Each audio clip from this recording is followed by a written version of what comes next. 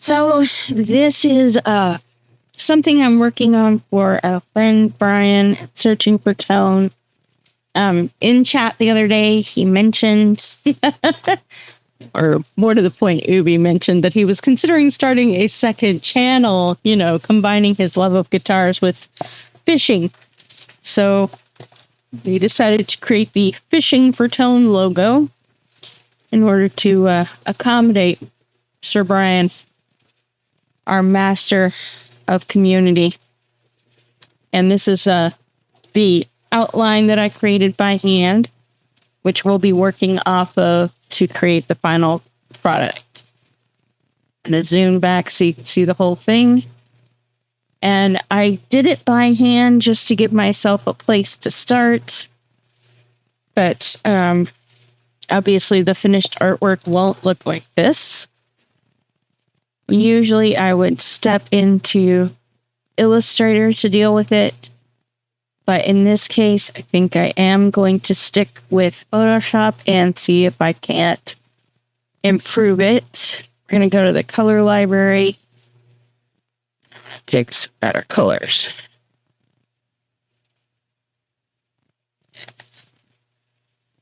I'm going to start working on the S for fishing. It will not look like this, the finished product, I promise. This is the rough draft, so you kind of have to take that into account.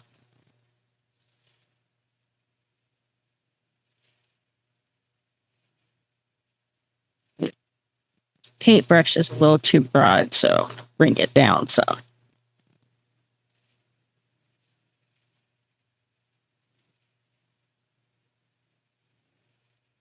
Always work on a clear layer so that when you take away the painting underneath, you're not left with nothing. But it also gives you the opportunity to erase, to fix problems without affecting the main artwork. I kind of like the idea of fishing for tone. I think I might like to see Brian out in a boat on a lake fishing while he's playing guitar. That might be quite the hoot and the holler to watch. Alright, so we got that started. That is our fishing rod outline. Probably a Arian handle.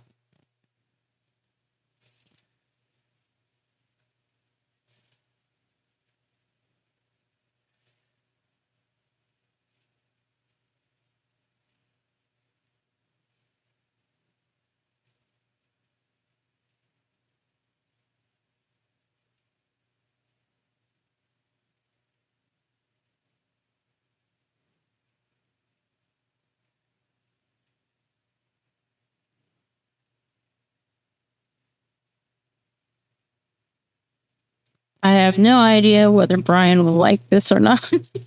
I totally think it's garbage, but sometimes you just gotta roll with the joke, to whether they appreciate it or not. And when I'm done with this, he is more than welcome, if he should so desire, to use this in his own merch store. Sometimes the best community merch is a community inside joke. So when I'm listening and watching y'all's streams, just know that I'm always listening for something that I can grab onto that'll kind of be a community unifier. And that's how I come up with merch ideas.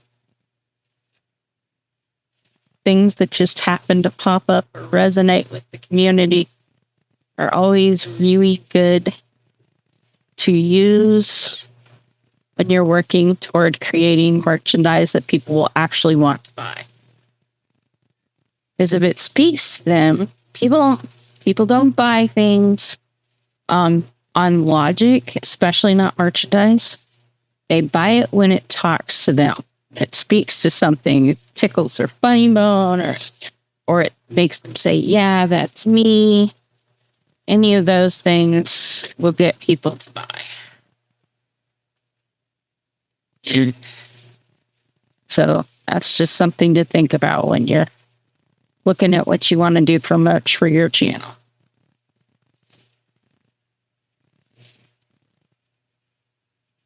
And it helps if you refresh your channel. Some merchandise every now and then. Give people something new to look at. Which we are going to be working on some new merchandise for the Ubi's channel. I haven't started it yet, but we will be working on it in the next coming weeks.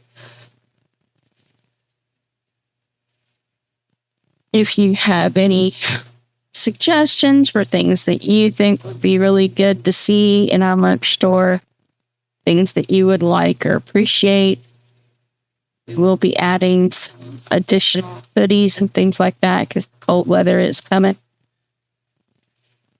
Matter of fact, it's pretty cool temperatures lately, which I'm happy about because the summer was blistering hot and not fun.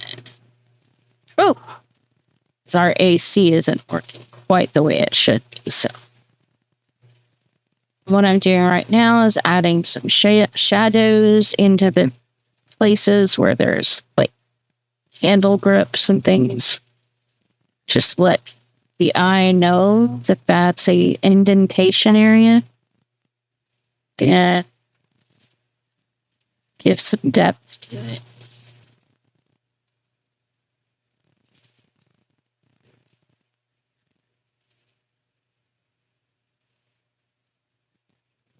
Depth adds to reality. Effective at feeling real. I am not going for super detailed on this. After all, it's kind of a joke anyway, so. But I'm going to give it my best to make it look good. In case he does want to use it in his merch store, we don't want to slack.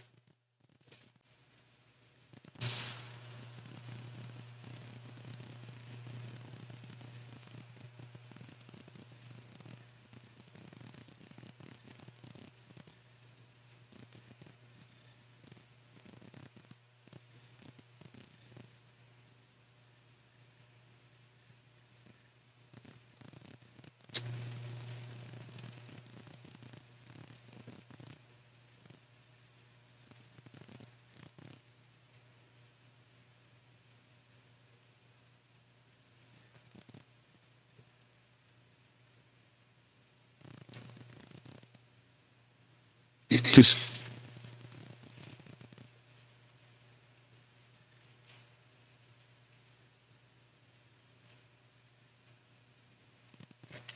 you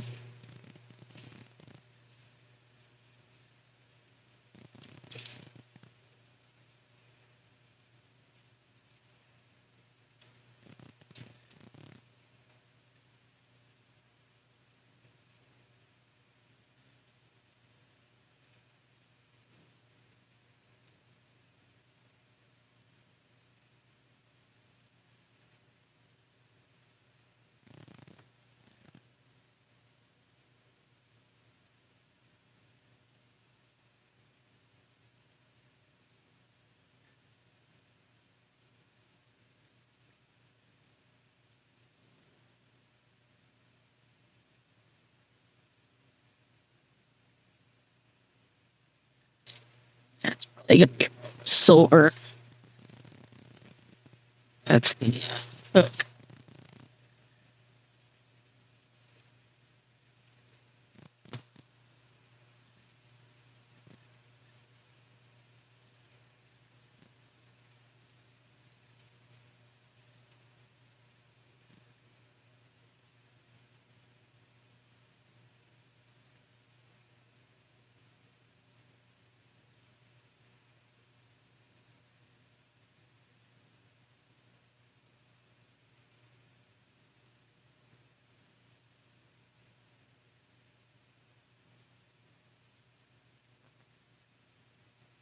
Now that we got our fishing rod in place, we're ready for the rest of it.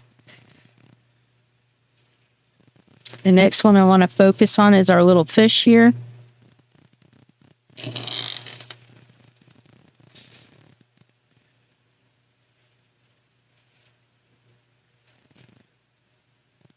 Good scaly.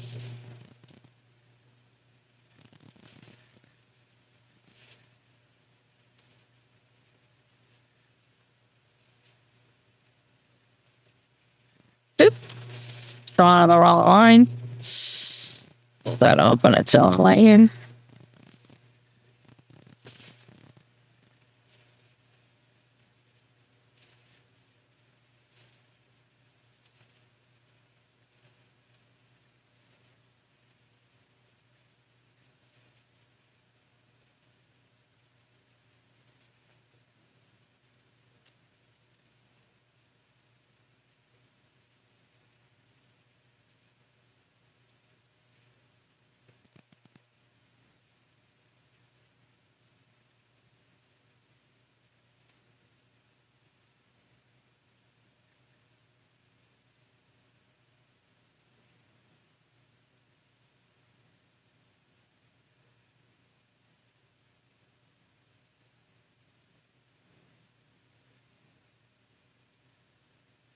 Should we put some character at the school fish?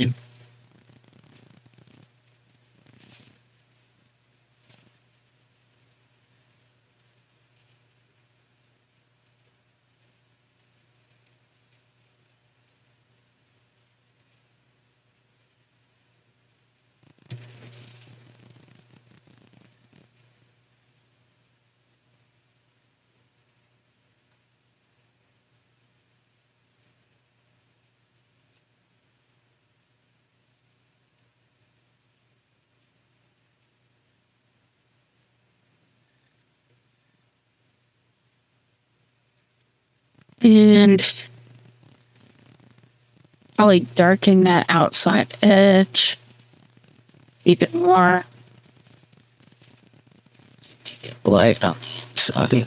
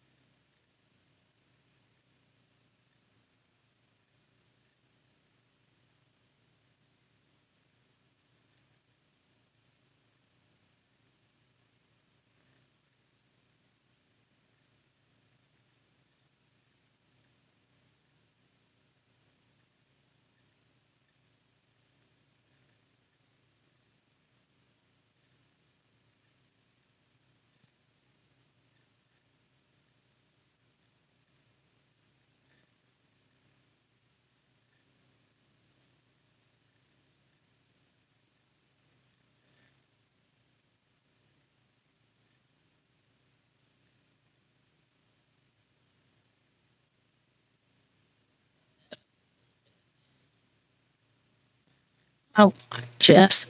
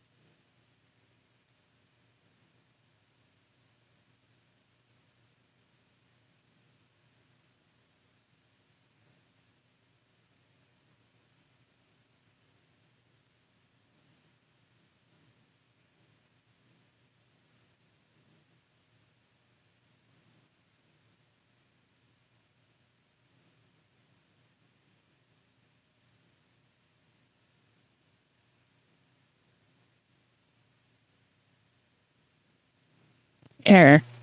What? I what there? Sure. Issue.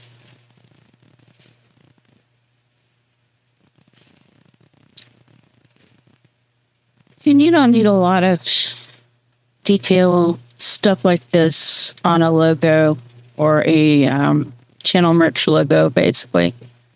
What you need is enough detail to make it interesting to the eye, but not enough to be distracting from the words. It's important that it be legible, that people be able to see what you're saying without having to squint and ask for directions. It doesn't really matter how pretty the font is if nobody can read it. Just something to keep in mind. Now, this is actually my hand lettering, so I'm not worried about font.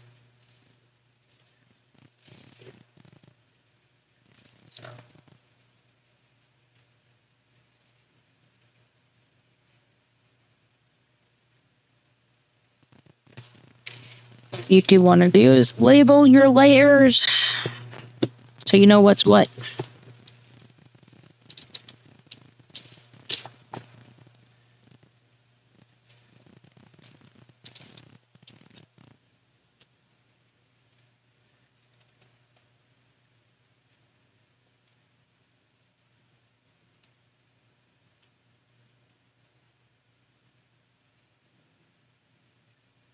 We're going to do wood grain kind of for the other parts of it.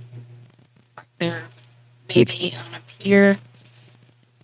Wood grain, I guess, combination with water.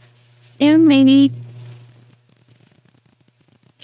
wood grain and water.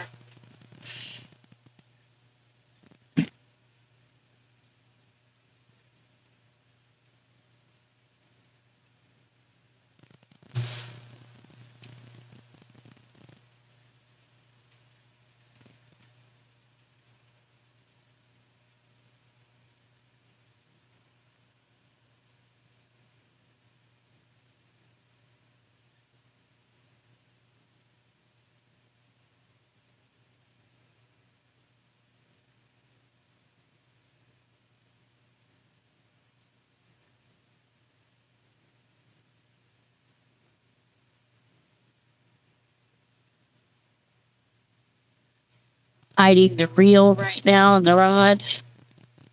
Just focused on that, making it look kind of like a tree stump, maybe.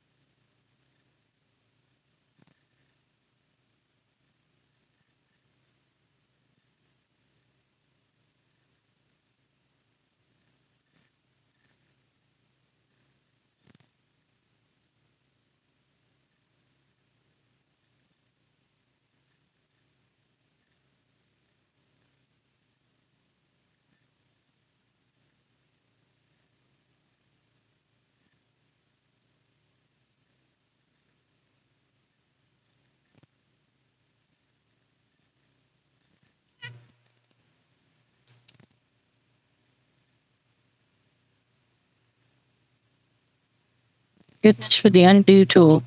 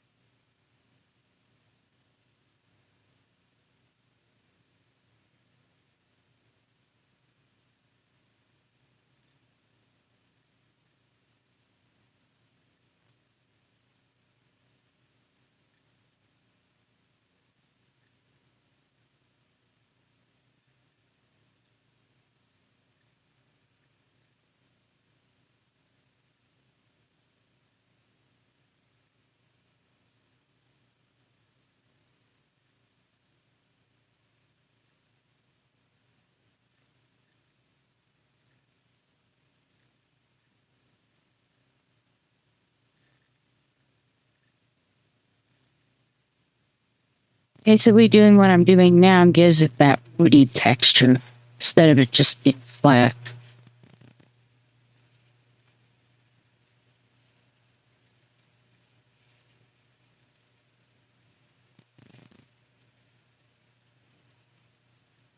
So I'm really happy with how it's turning out.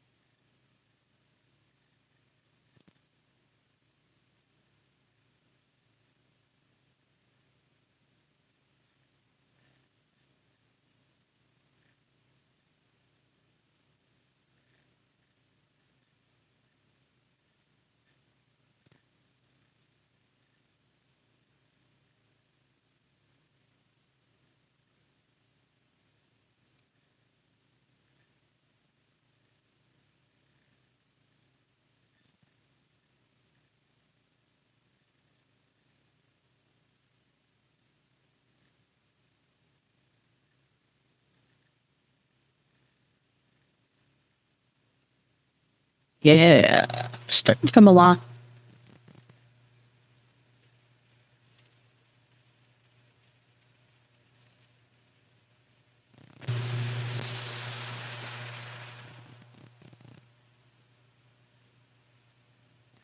We need to move that rod up and yeah. It's damned.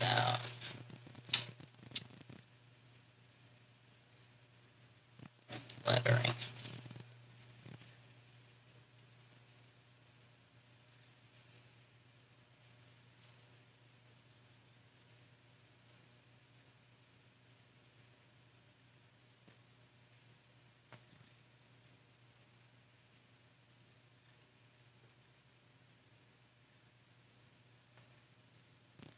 The nice thing is, once you've gotten a letter shaped and done, you don't really have to do it again. You just have to duplicate it.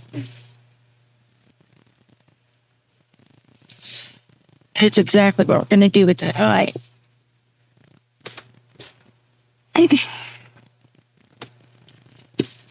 Ooh. Pardon me for the yawn. You here?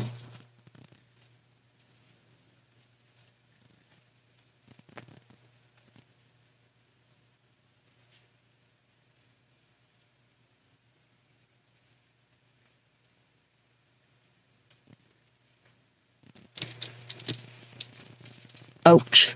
It's not what I wanted.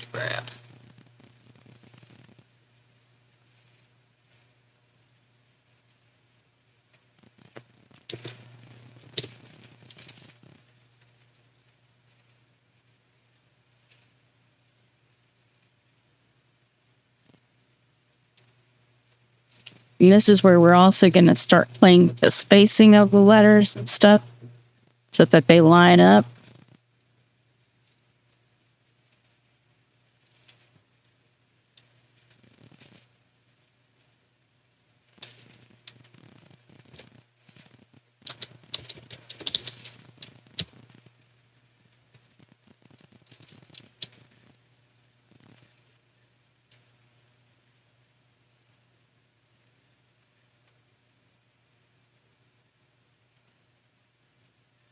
Put each letter on its own layer.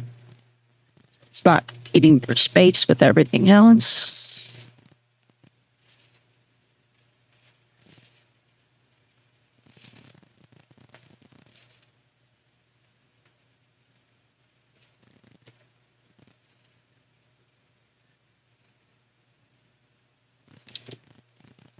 And so I can make sure that all the sizes are correct or what they should be proportionate. Nice. Did exactly what I wanted to do. And I didn't even try. Well, I did, but you never know how it's going to turn out when you're hand lettering. It worked well. Could be, well, you could be embracing the suck. I'm going to scale him a little bit bigger.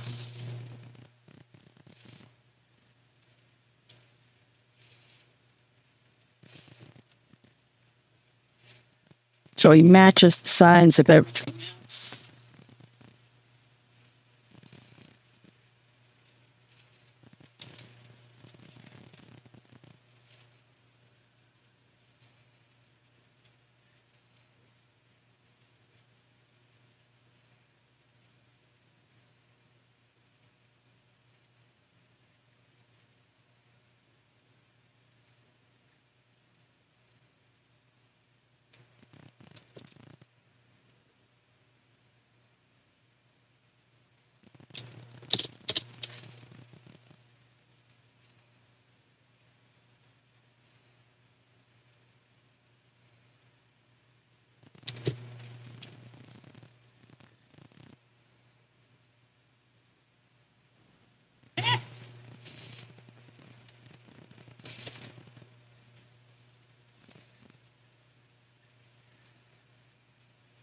I actually want that H right behind that fish. The fish is prominent and the H recedes. Move it over there. And we'll pull that fish up in the stack. And that's one of the benefits of separating everything.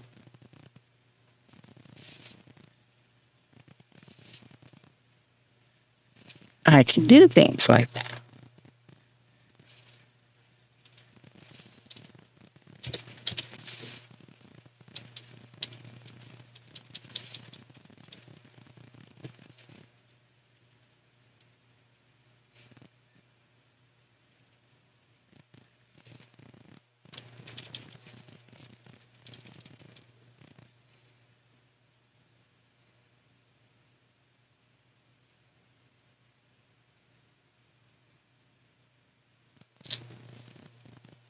Give it that hook. Well, in this case, we'll probably make it a crescent wing bar. Got a hook.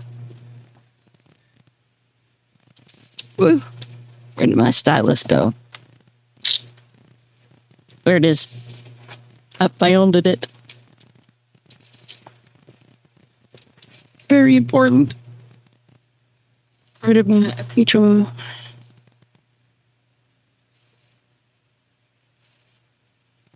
We are actually not going to start from scratch with the end, since we already have at our convenience the beginnings of it with that eye. So I'm going to duplicate that eye layer. Call this one and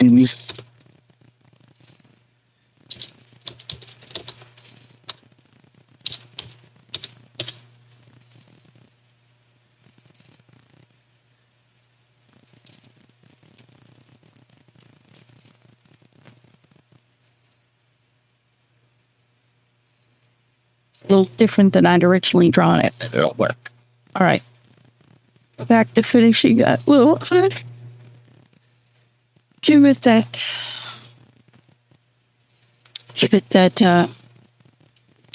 little hook there.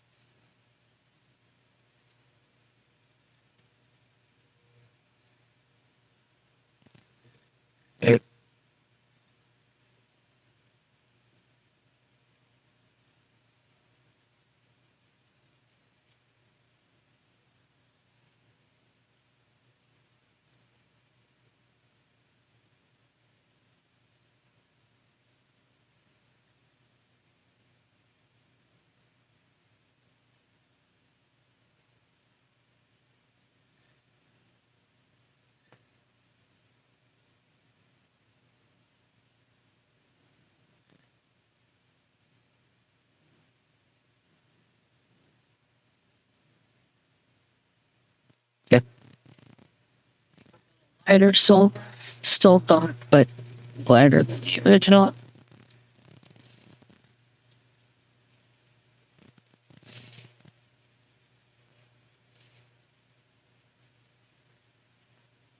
Still lighter.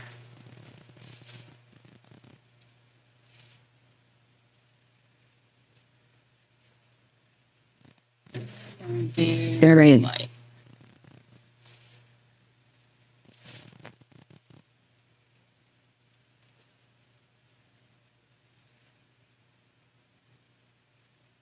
Now let's go finish our end. We have started.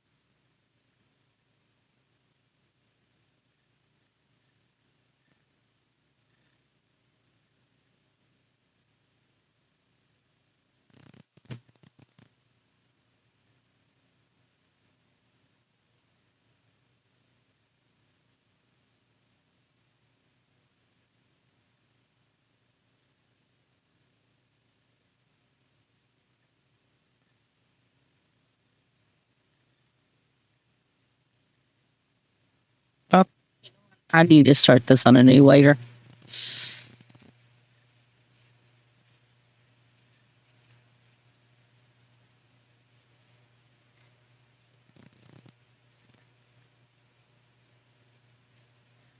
It's clean. Easier to replicate too.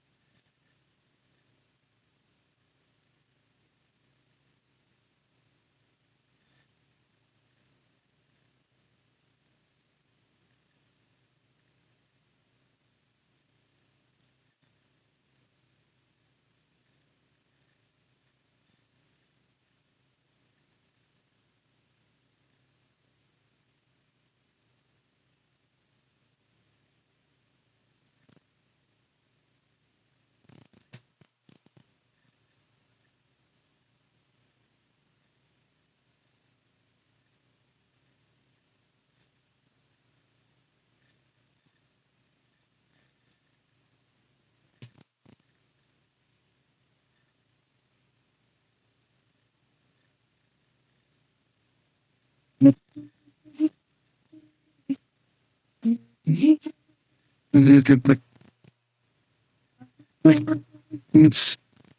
sunny in the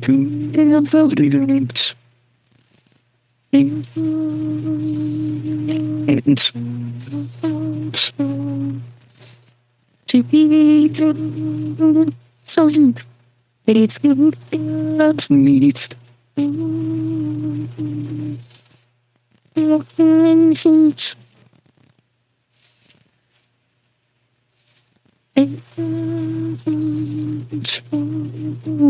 yeah, more.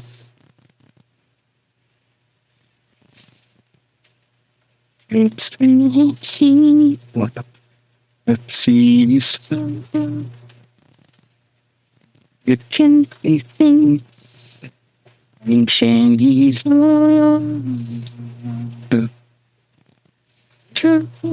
feeds. But all the you and who and good you. I fly some big leaves. But they never explode. Just me on me. Feeling so slow.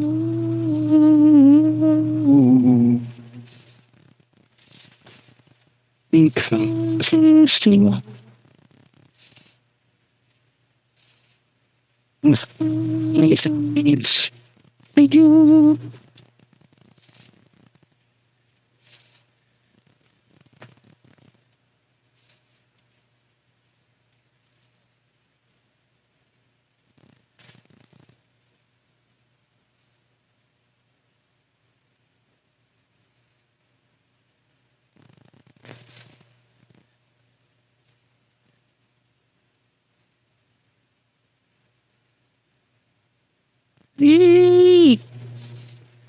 Right, so let's turn off background noise. Let's take a look at what we got going on.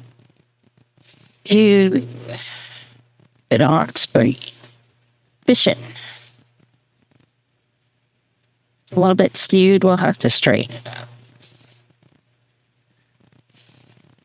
I like it. I do like it.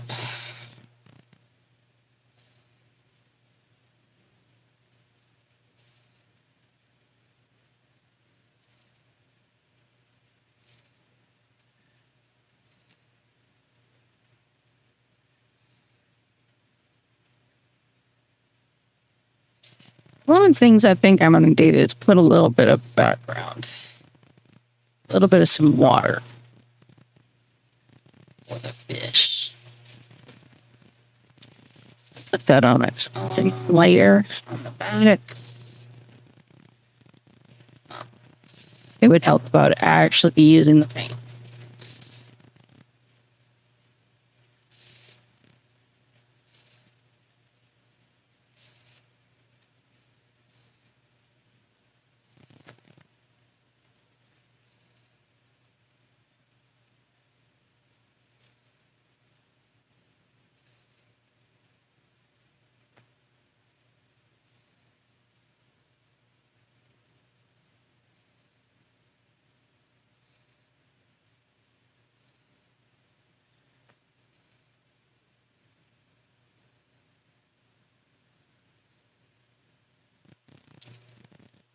There you go.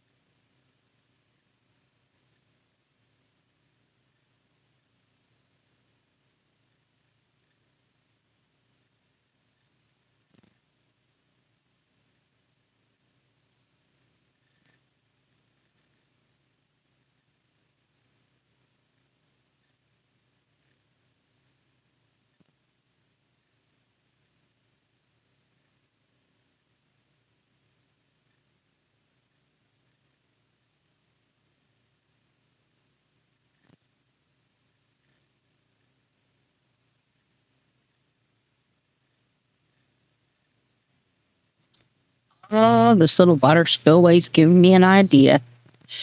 I gotta be careful with those. Ideas can be awfully dangerous sometimes. Especially mine. Yes.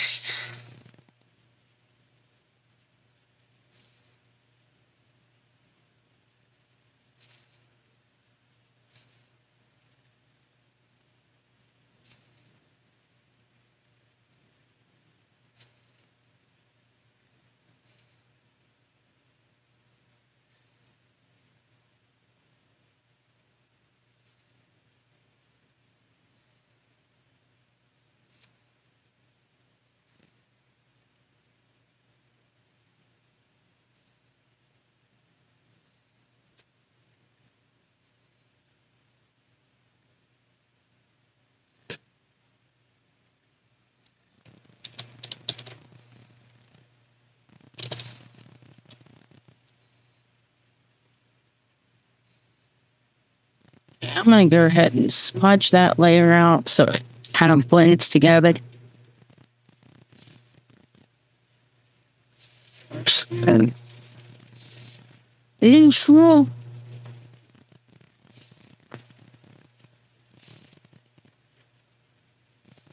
Makes a one at the trip.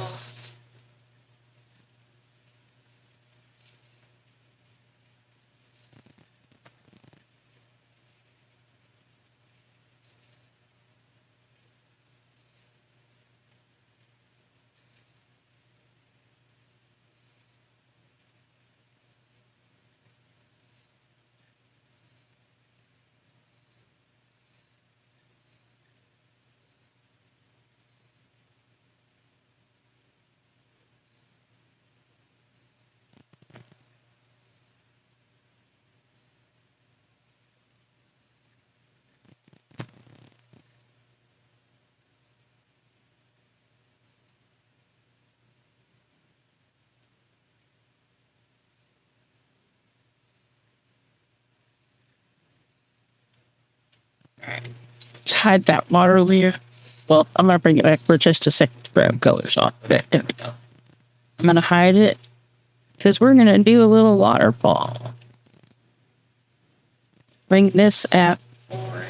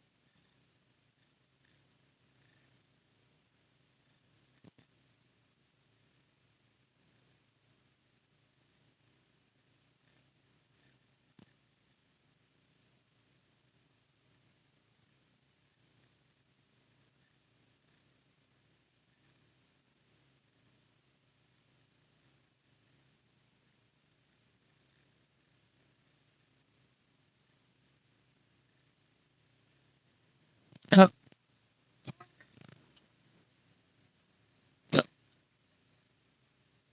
I'm having too much fun. Well, I don't want to stop.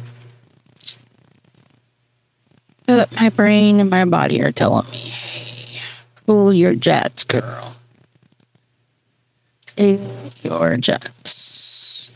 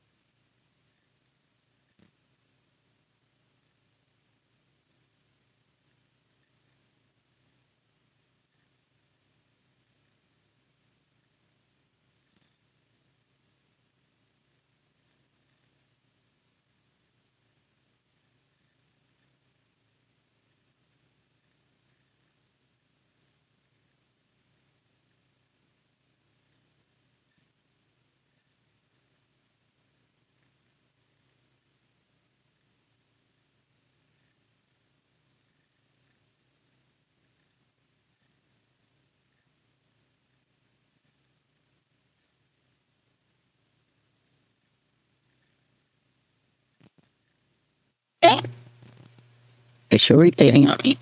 It's not what I wanted it to do.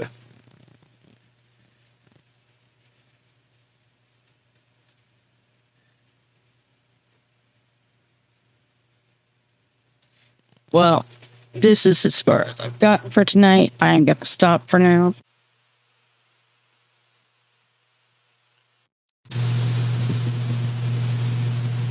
So we're back to work.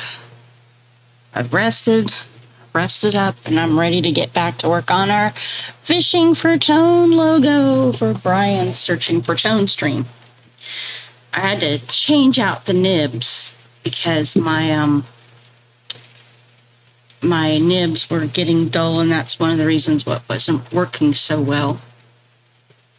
I have also gone in and put the little letters of the 4 on each on their own layer so I can better manipulate them.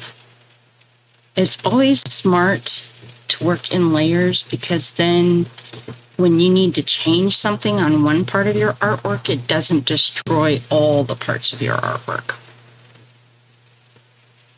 Yeah.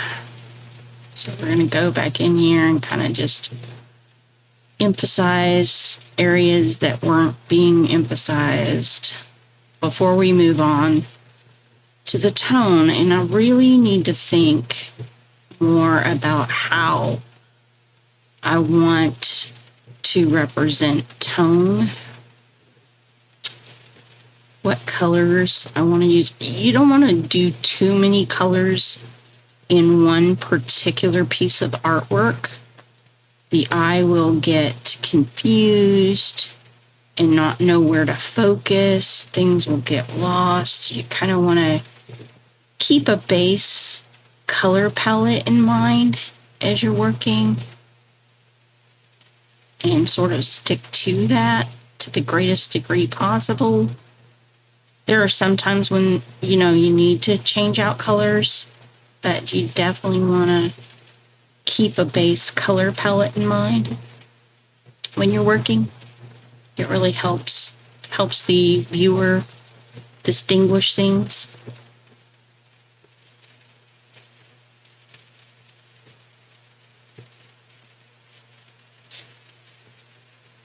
Just tracing back over these letters so that they stand out appropriately, don't get lost or muddied.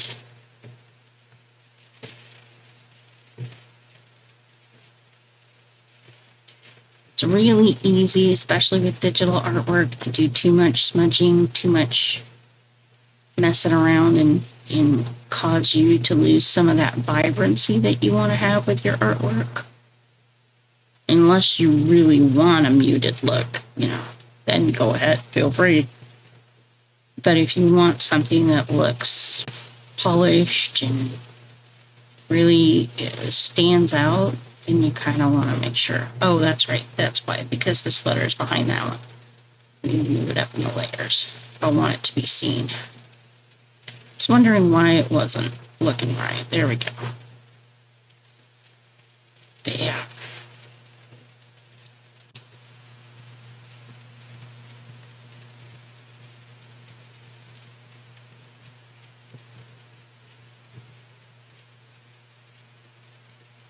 It took me a while to buy an actual Wacom tablet, an Intuos Pro, which is what I'm using now. Mainly, Intuos was always so expensive, I really couldn't afford it. And so I would try cheaper versions, but they never worked well for me. So I actually didn't get to doing digital drawing until quite recently when in July I decided to invest $50. I found one on Facebook Marketplace that was in my budget, which was $50, and I picked it up locally. Came home, didn't know what to expect, decided I was going to embrace the suck, and spent the first 2 hours playing with it. And yes, it sucked. Trying to use it was sucking, only to find out I was using it upside down.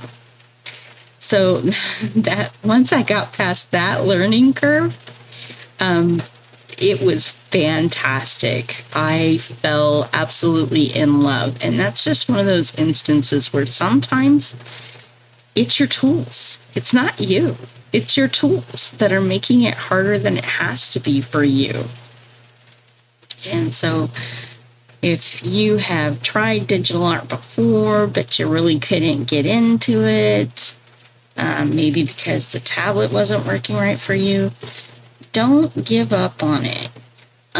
See if you can't find a tool that does work better for you. See if you can't pick up something good like an actual Intuos Pro. And it doesn't matter. It doesn't have to be the latest generation as long as it works on your system. But, just give yourself that grace. Give yourself the ability to get what you need. Don't go broke doing it. That's not my recommendation.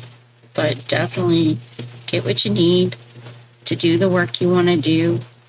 And go ahead and give the digital art a try. This is the smoothest and the closest to pen and ink or pencil and paper that I have found in terms of working with digital art. So I'm sold, as you can probably guess.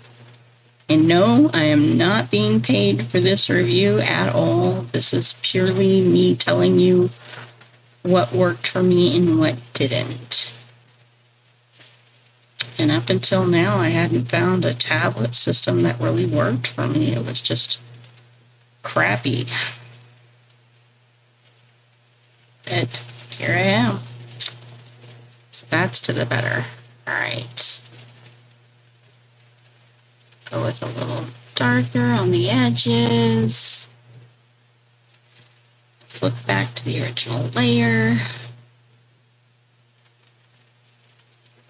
And yeah, I like to work darkest first and then kind of brighten it up with a little next level color. And then,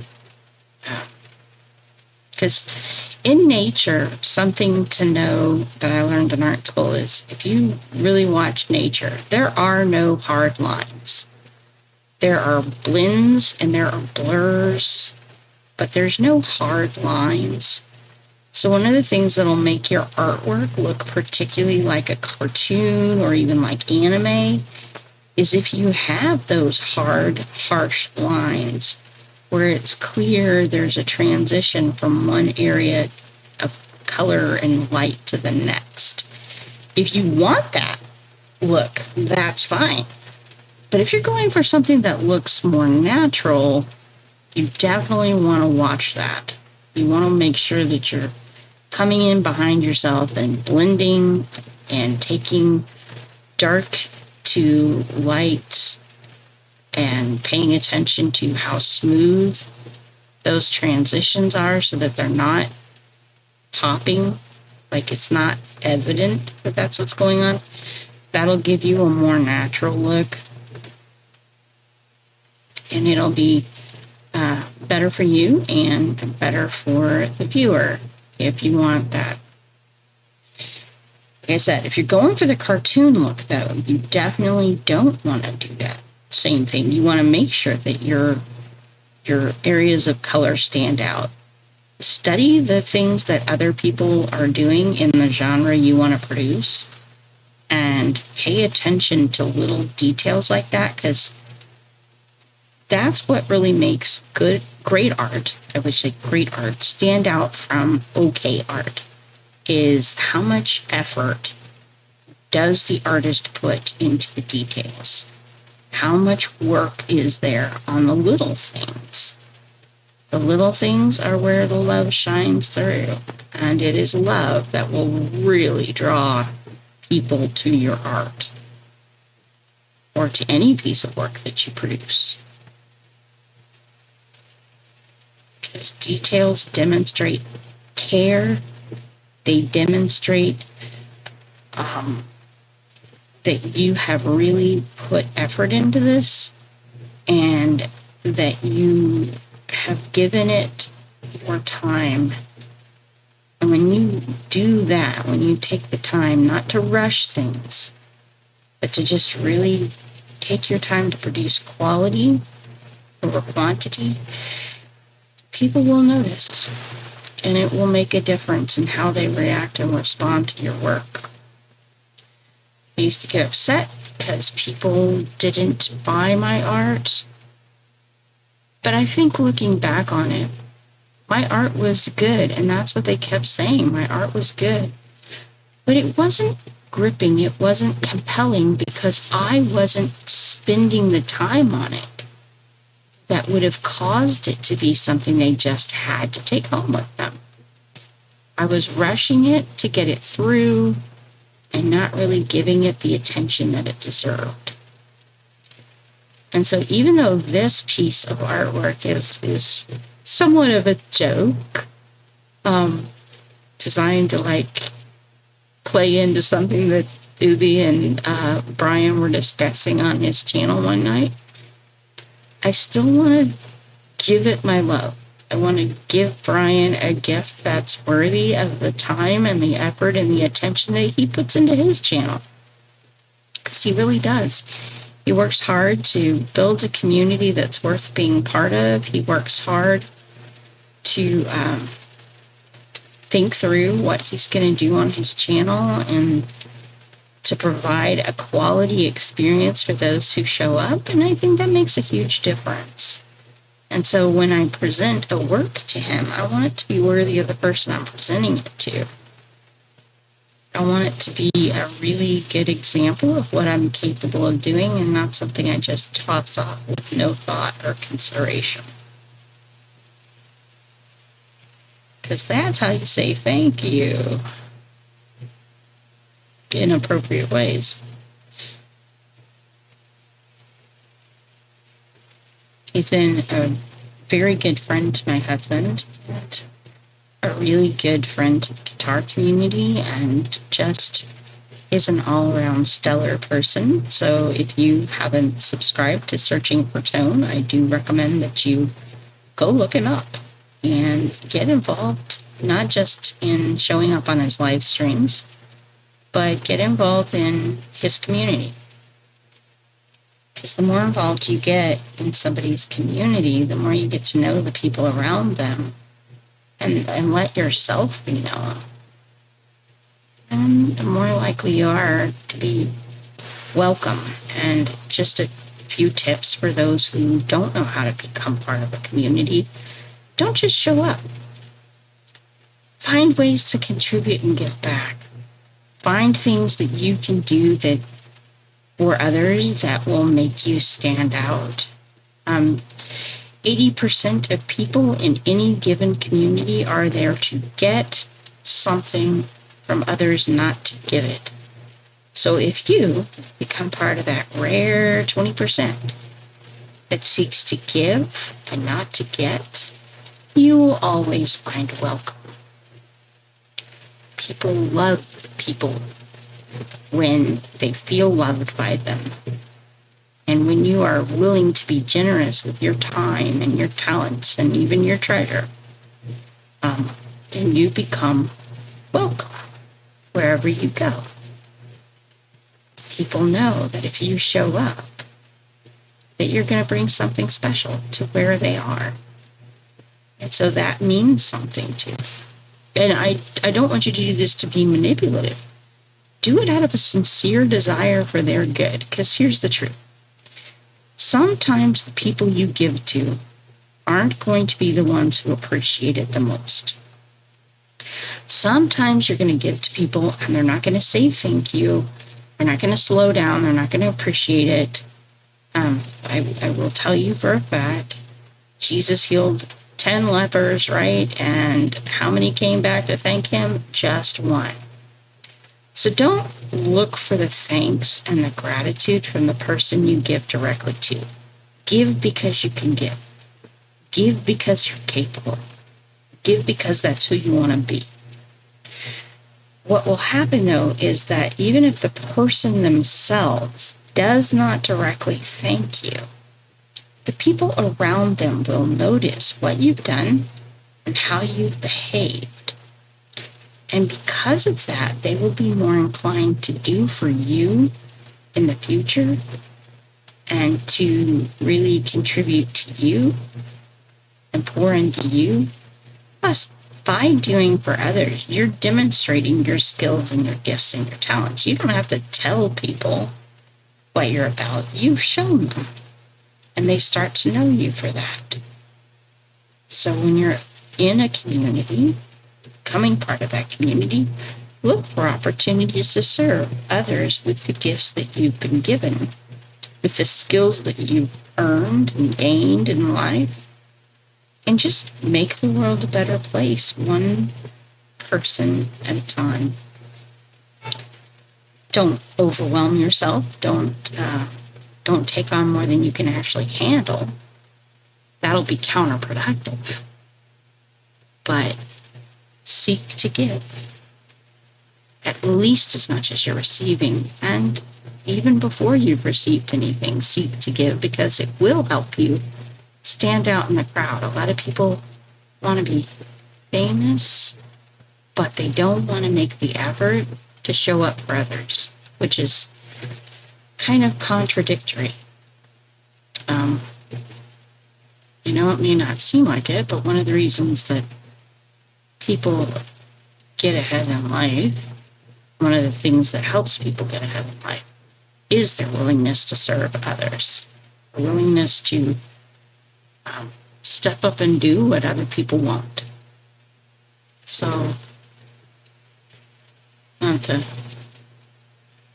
one of the reasons why I'm doing this. Is Brian does serve a lot of people, and I'm sure sometimes it can feel like nobody notices. But I want to make sure that he knows that we do notice, and that there is gratitude for what he does. I just take a little time to give something back with what I've got to give. I don't have a lot of money, so I can't pay for a lot of things, but I don't have to have money to take my talents and gifts and use them for somebody else's gain.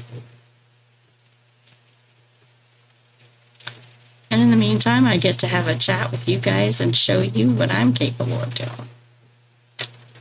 So there's that. I get the bonus of practicing my skills and using them in a way that's going to benefit somebody who really has earned and deserved it. That's always cool. At least in my books. At any rate, we're working on this, getting close to having the 4-part done. Still need to think about what I'm doing for color palette on the... You know what? I think I'll pick up the green of the fish for tone. Maybe go back to the wood. No, that's a good idea. The wood is a good idea because the wood, he builds a lot with guitars, so the wood makes sense. A wood grainy kind of thing makes sense for that.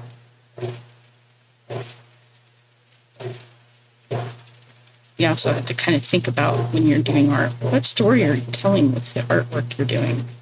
And who are you telling that story to? Who are you appealing to with it? So art is about communication. And communication's a two-way street. But you want to keep in mind, who am I communicating with and what are they going to respond to? What will they understand best?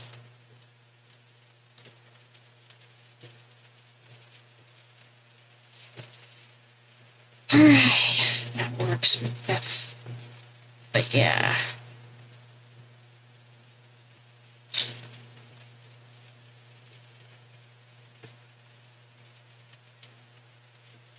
Just kind of blend some of these more sharply defined areas so it kind of makes it look more natural.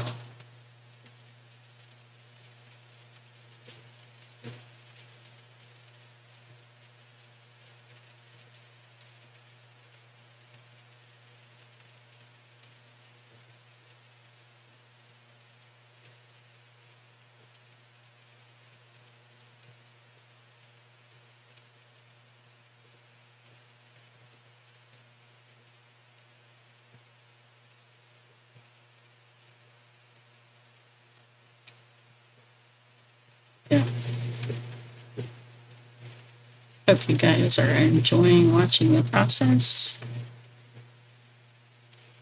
I definitely enjoy doing the artwork. It's one of the reasons why I will happily help anybody who needs artwork for their YouTube channel. Just reach out to me and make a request. And if I have the time and I think I have the skills that I'm capable of doing it, and I know a little bit about where you're headed with your channel and what your intentions are with it, I'll usually be happy to help. But we can have that discussion at any time. There are some channels I might not help because I don't agree with the intentions of the channel or the way that the channel is geared toward. And I reserve the right to refuse any requests. I'm not a slave. Last time I checked.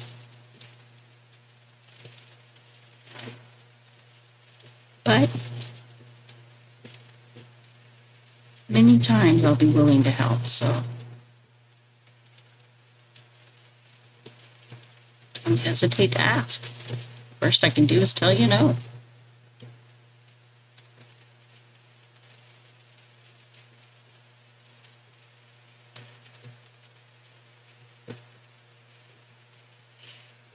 All right.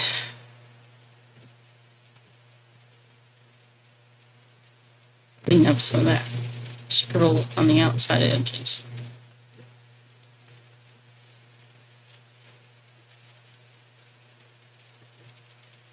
Cleaner look.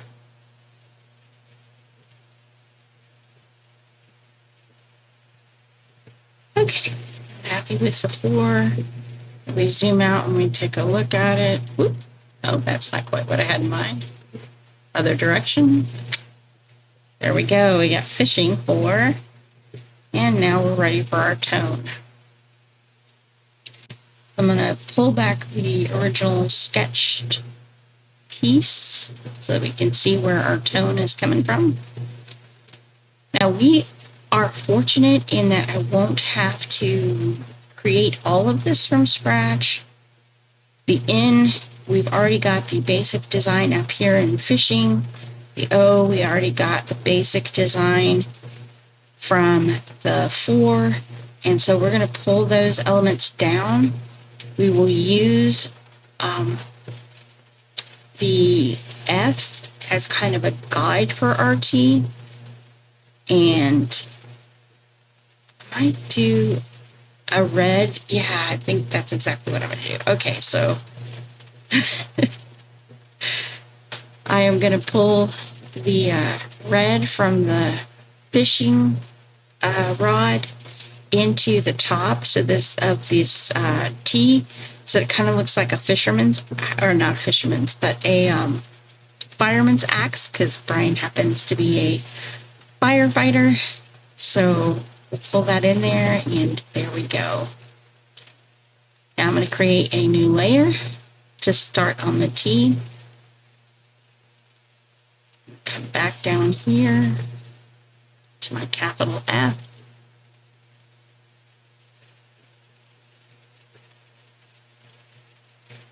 And that's the I. We need to name that so I know what it is. Ha ha ha.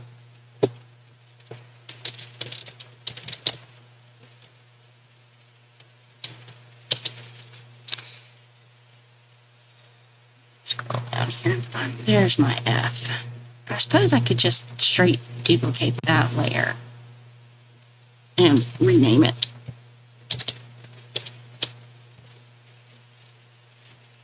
Yeah, like I said, you don't want to have too many colors, but you do want to use, and you want to be judicious in how and where you tend to use your colors so that you get a coherent and consistent look to the work that you're producing.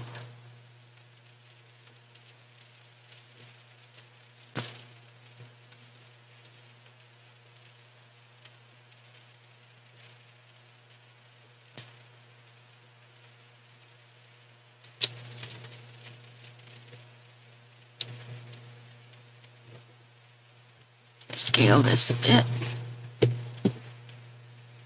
so that it fits.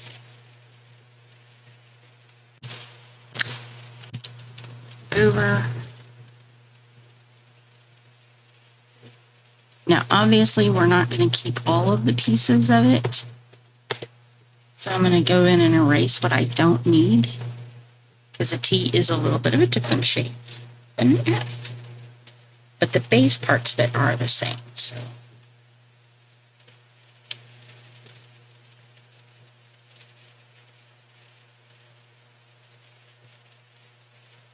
to create the consistency, we'll use that as the foundation, and then we'll make the changes we need to make, where we need to make them, in order for it to work as a T and not as an F.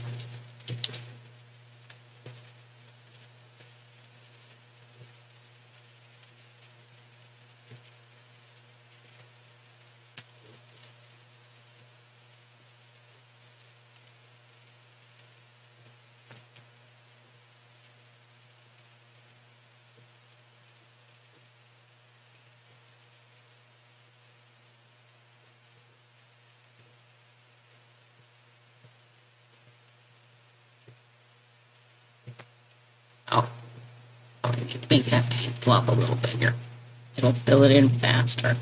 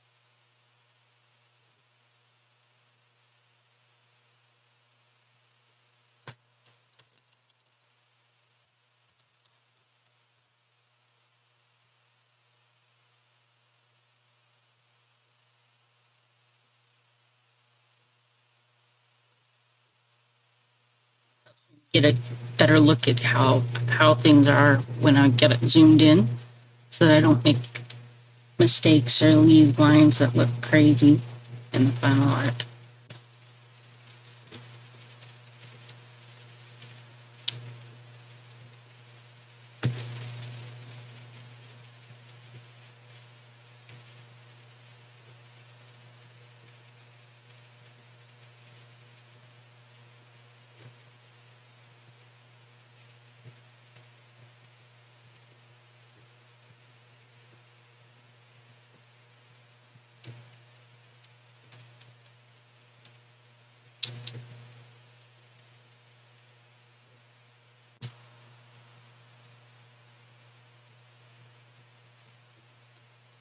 You need a smaller size spoon. We want it to look more wood grainy, so we're pulling the small smudge, not big, just kind of crosshairs and things like that that make it look more natural wood.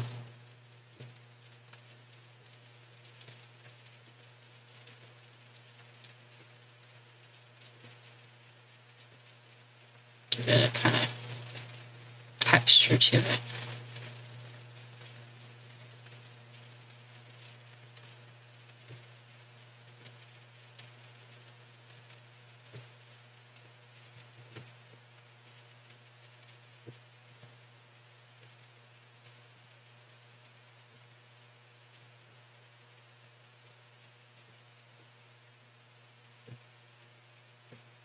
Life is full of texture.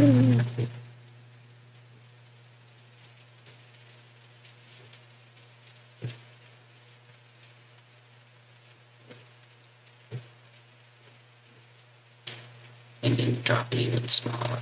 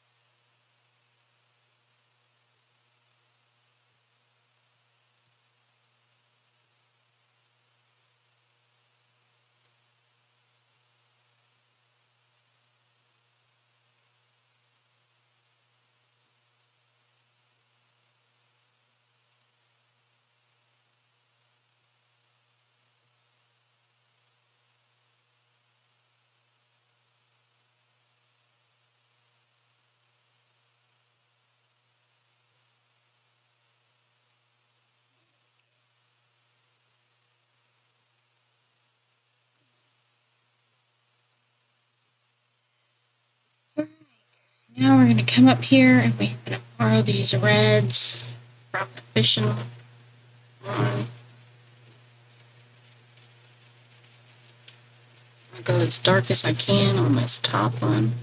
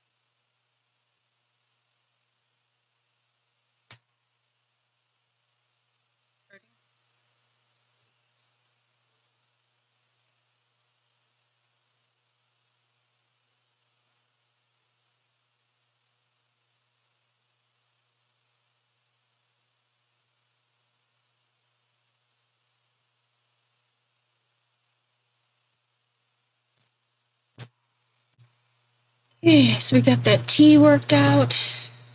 We're going to copy down our O and we'll change over the coloring on it, but it'll give us the shape we need.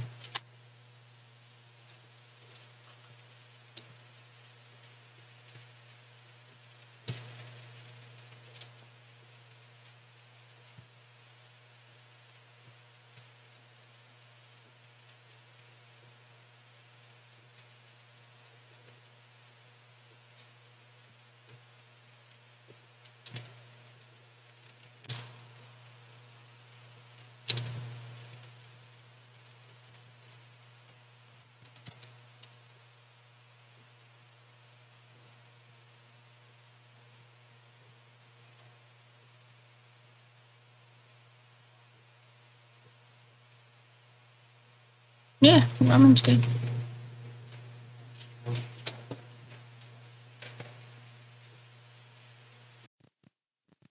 All right, so we're getting ready to start on that O. We're also going to go ahead and pull down the N.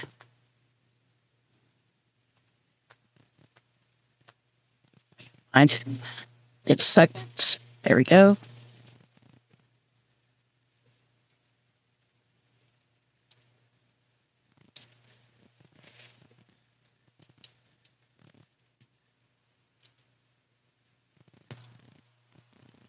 Zoom out so I can see it.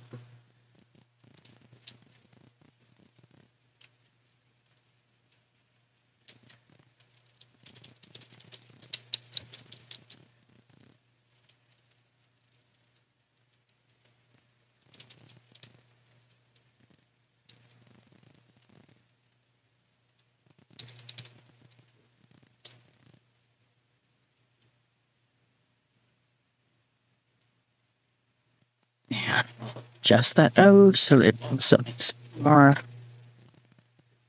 coherent.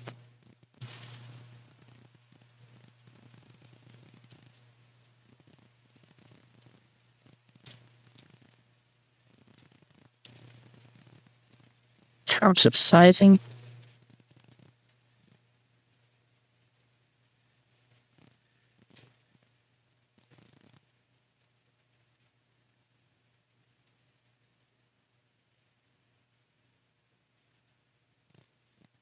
okay. Clean that up, erase that little extra.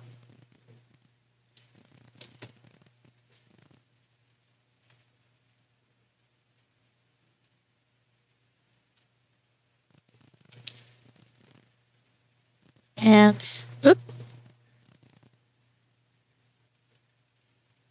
sure how I rotate things, but there it went. Not what I wanted it to do, but figure it out. All right, I'm going to add another layer for the E. I'll sketch out that E.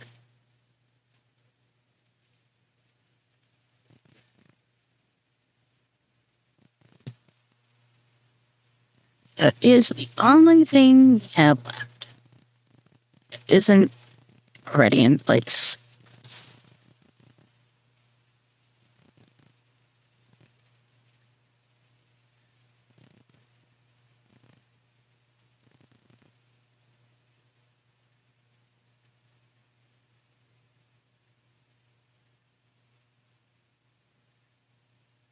As dark as possible. That's what we're building from.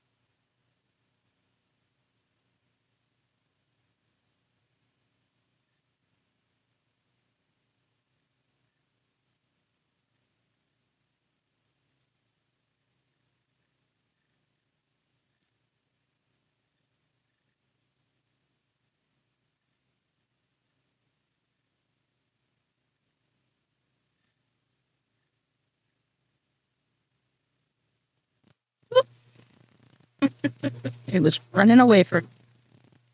I wouldn't blame it. It'd run away from me too.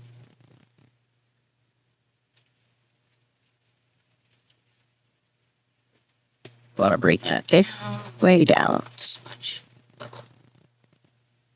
Quite that part. There we go. That's more like it.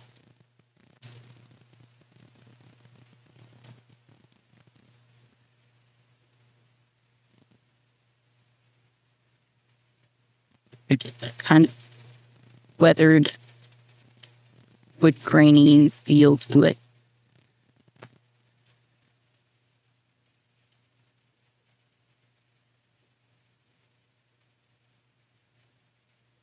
Match the rest of the ones we got.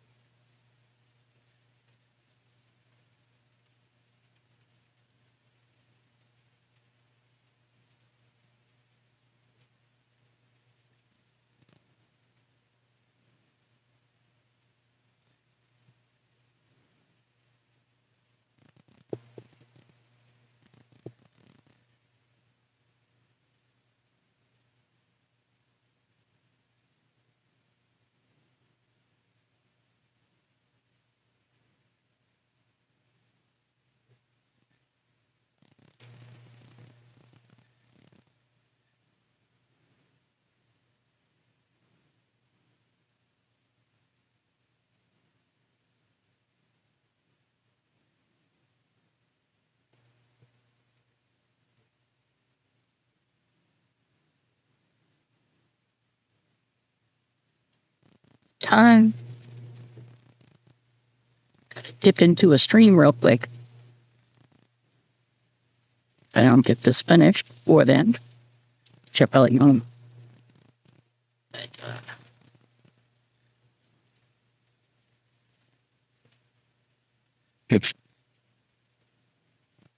looking at it.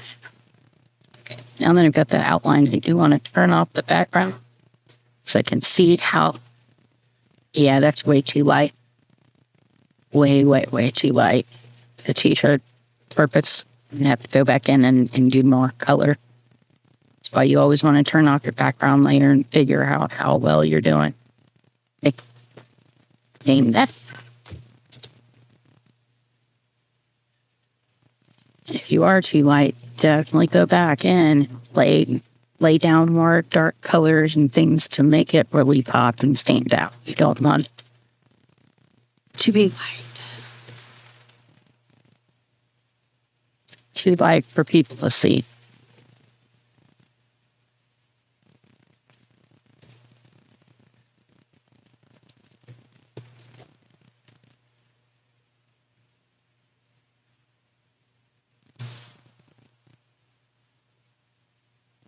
Yeah, think about the fact this is going to be on somebody's t-shirt. And I purchased a light color t-shirt. My name is a dark color t-shirt. You want to work for both. So we're actually going to, when we get done with all of this, be adding white stroke around the edge of each letter. So that it's visible no matter what color the t-shirt. Always be thinking about your end product and what the purpose is for it, so that you don't leave out little details like that. Cause yourself a lot of needless grief. Yeah, the opacity's up. It's good. The light's not laying down as thick as it should. There's one thing about digital colors. They don't always behave.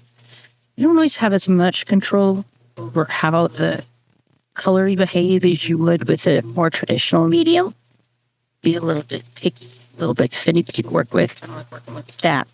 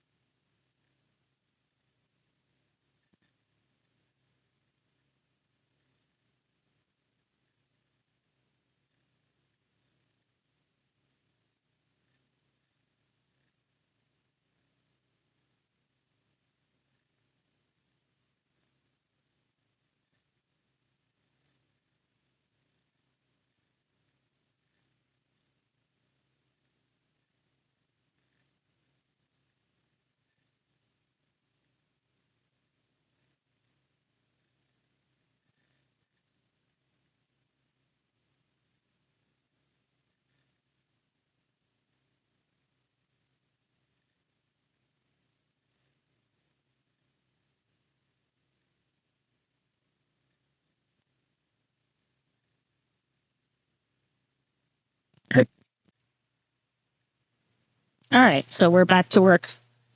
Movie stream is done. Trying to get this finished today, Crosby, today, because it's Brian's birthday. So this is kind of my birthday gift to him. But at any rate, we will get back to work on it. And if I'm very, very lucky, I will get included the extra bonus that I created yesterday. We shall see, though.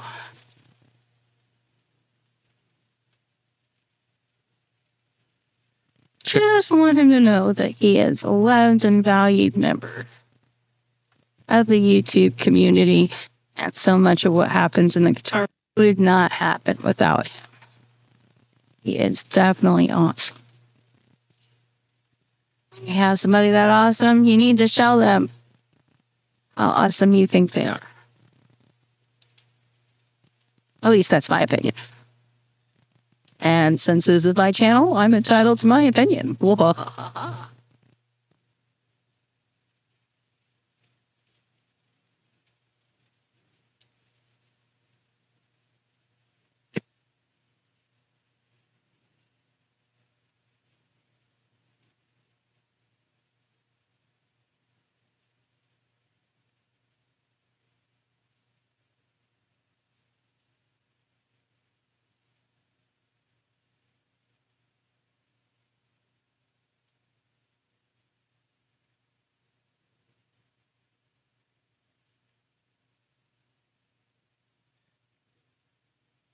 Try and get this done before it's time to pick up the Mia Jane.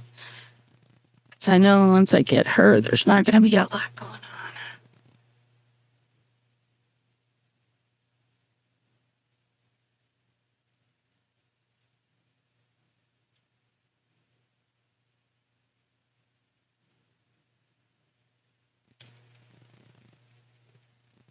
It's not until she goes home.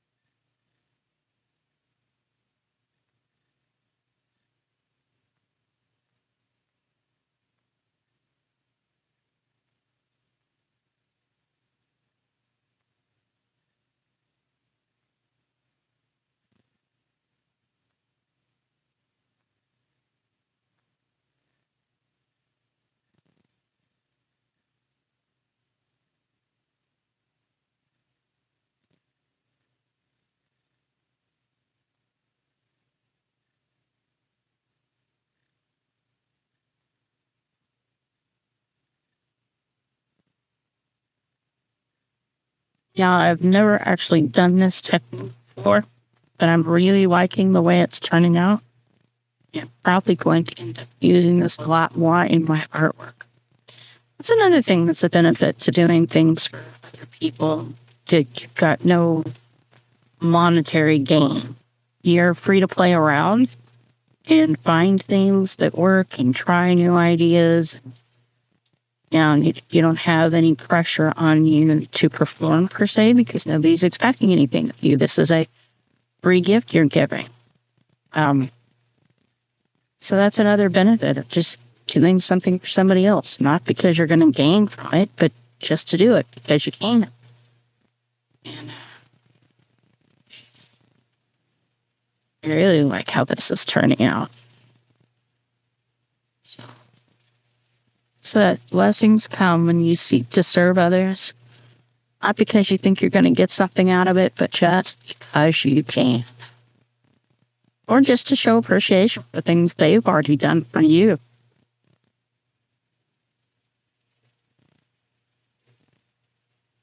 Yeah, I definitely like the way that he looked. Now it's time to clean up the mess. Clean up the mess. There's a little bit of messiness in there, and I want to just clean that up real quick.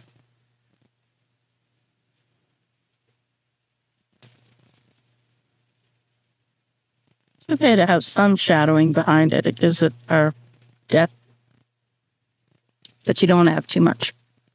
All right, so that cleans up our E. Now come on here and give some love, some additional love to our N. Find it in the stacko stuff. There we are.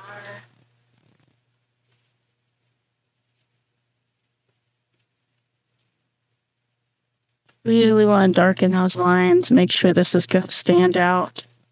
Like I said, you've got to think about the end product, and since this end product is going to likely be a t-shirt or a mug or a maybe even a cap, fishing cap, potentially, then you want it to be clear. Each letter should be totally stand out on its own. Nobody should have a hard time trying to read it.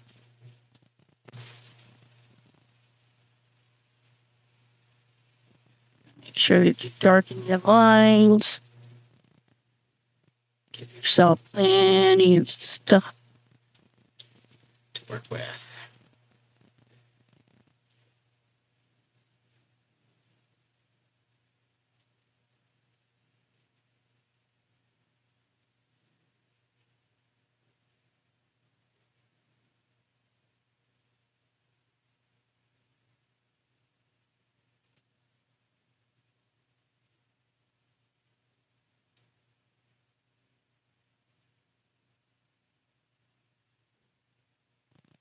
Something that people who aren't trained graphic designers may not realize is that fonts, like any other artistic creation, are copyrighted. And if you do not have permission from the font creator to use that font in your commercial artwork for things you sell, for instance, in a merch store, you either need to purchase the creative permission to use that font in your work or to create fonts of your own. Or look online and find some of the commercial free fonts that are made available and use one of those.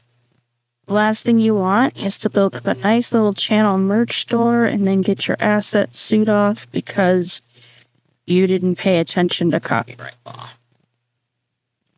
And it's one of those small sticking points that a lot of people don't think about. It's not tend to be top of mind. We tend to take lettering for granted, but it is important to note when you're creating your channel merch that fonts are copyrightable just like every other piece of artwork. And you want to respect other people's copyrights, otherwise you shouldn't be too terribly surprised when you find people not respecting yours.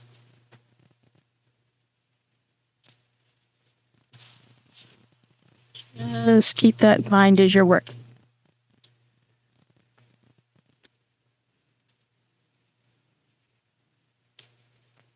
These are my own hand lettered, so I don't have to worry about that issue. It is one of the benefits of using your own hand lettering. You don't have to sweat the copyright stuff because you know for a fact you didn't use anybody else's.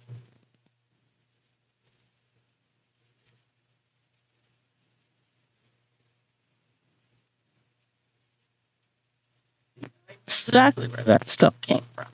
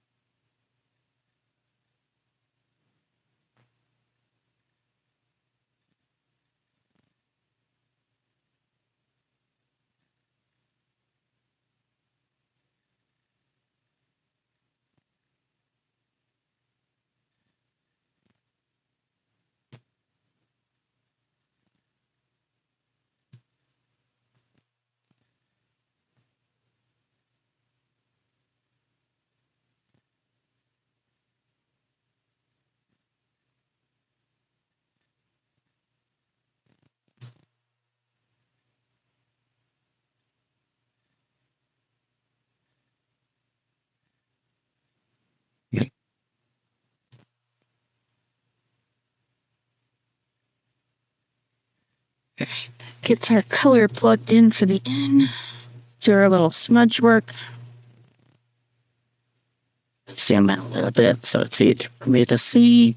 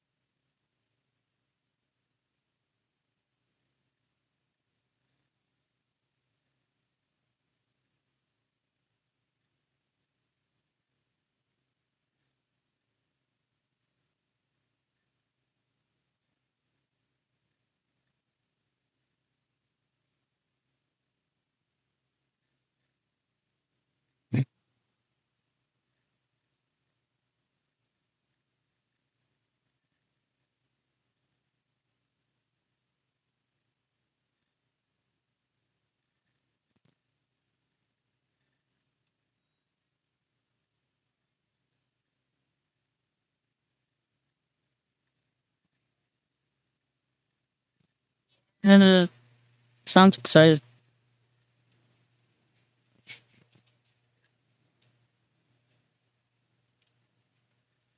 Well, I'm sure.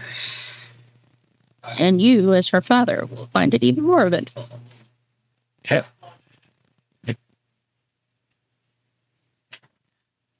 Yeah, I can jump upside the box.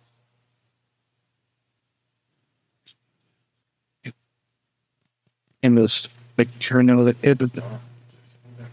Yeah.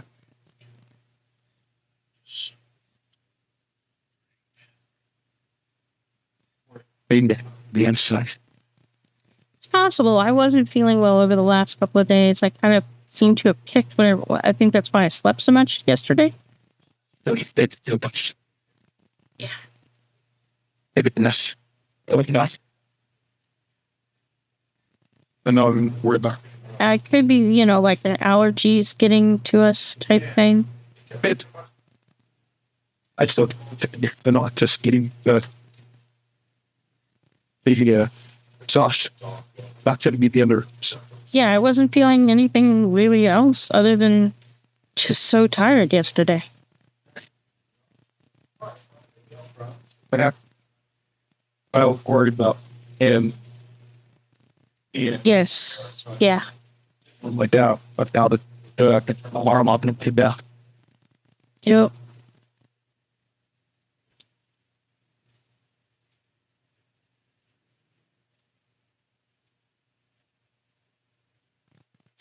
All right, so we've got the N and the E dialed in. Happy with where that's at. Now let's tackle that last O.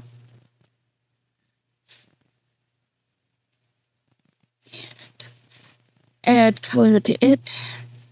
That matches the other parts.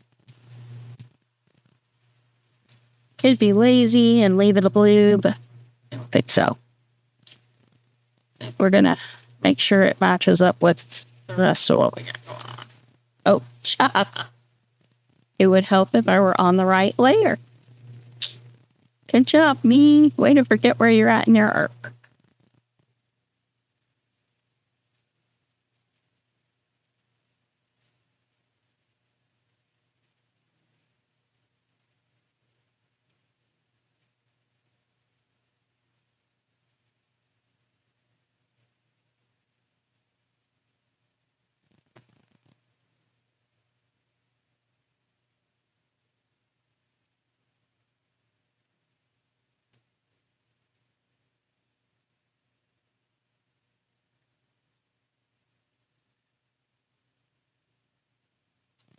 Nice that we've already got it shaped. So we're just coming back in behind it, changing out colors, not really doing anything extra special to it.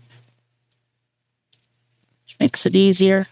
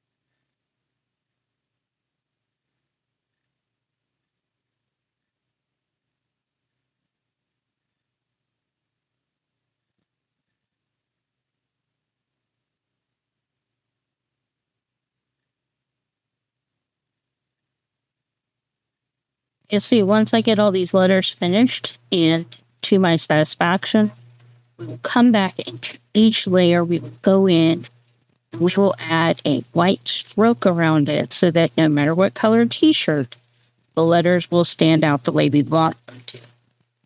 Or not even maybe a white, but maybe that the light birch basically color that we've got in there.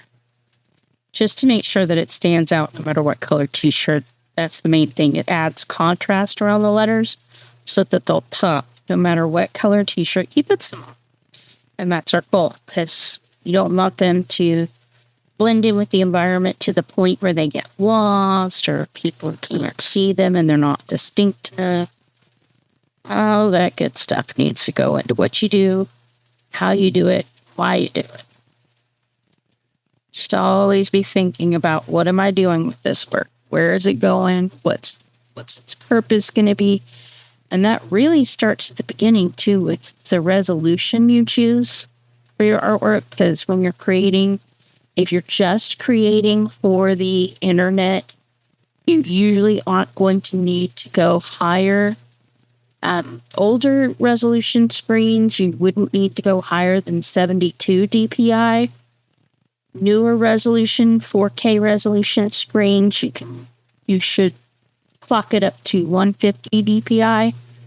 Print resolution starts at 300 and is really great in the 6 to 1200 DPI dots per inch. By the way, that's what that means.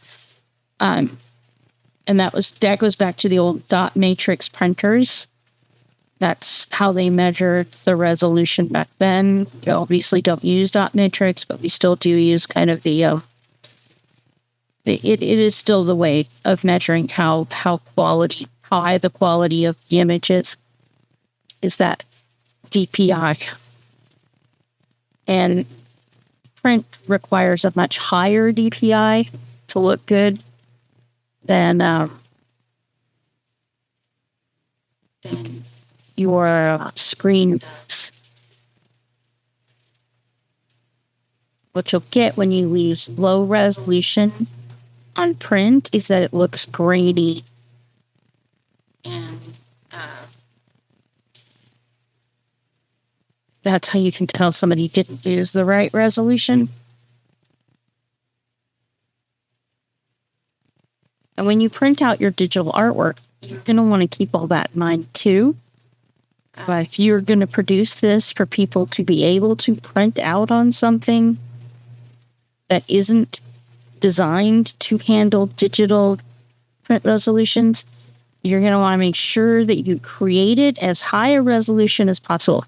It is always easier to scale down resolution than it is to scale up. When you scale up, you start spreading the pixels out.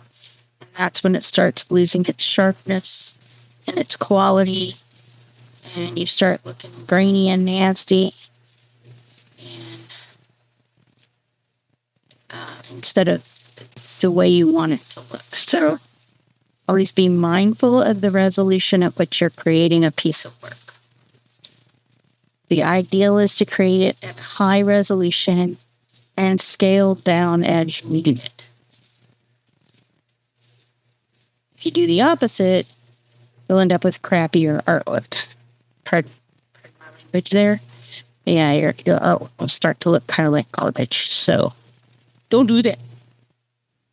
You take so much time and put so much effort into this. Don't make your life harder than it has to be by starting out with. And yes, high resolution can be harder on your processor. So your computer may not be happy with you depending on the kind of graphics card you have and the engine that you're using. So that is something you do want to be mindful of too. High resolution saves at higher megabytes, and it also uploads at higher, which is why you will typically have to scale down to be able to upload correctly, but it's still better to create it high and scale down than it is create low and have to try and fix it later.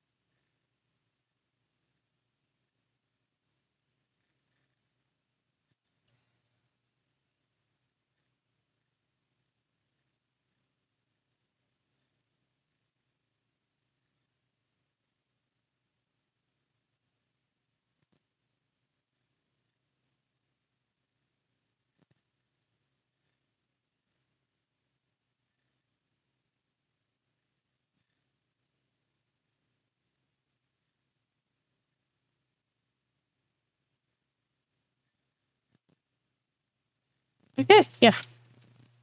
Oh, looks good. Just gonna do a little cleanup. Yeah, it's like sloppy.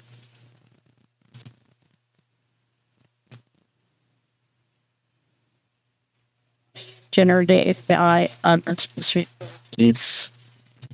There are times when I may. This isn't one of those tools. I tend to prefer not to use generative AI much. Even though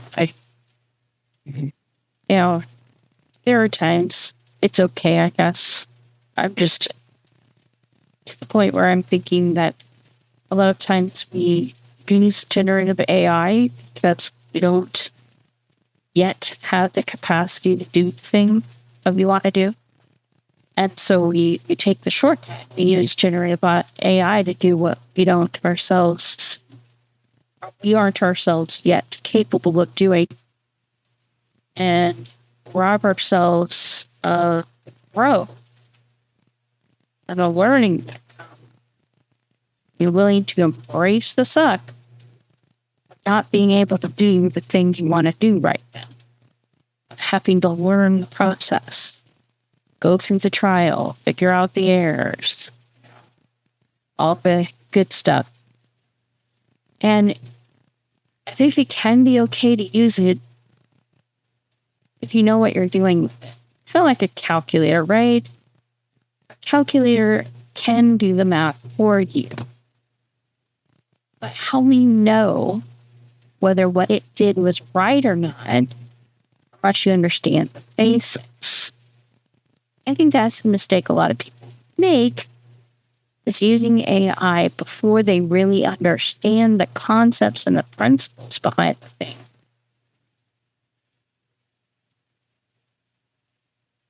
And robbing themselves of the ability to go through the process, learn the stuff, get good at it, and then maybe, train it on your own content. Maybe improve your own process. All right, so let's take a look at this. Is this pretty well, I think, where we're at? We're gonna put it all on the screen and see how it looks. Fishing for kelp. I'm liking it. Liking it.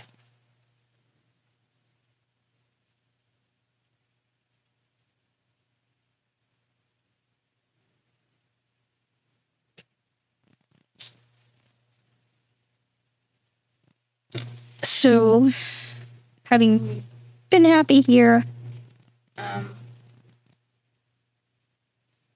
this has been my process creating that. And like I said, I'm now going to go through and do the really simple thing of taking each layer and going ahead and adding that stroke outline to it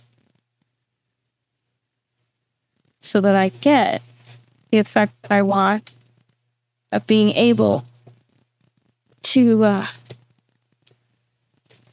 put this anywhere, any medium, and have it show up where I want it to. So let's Go ahead.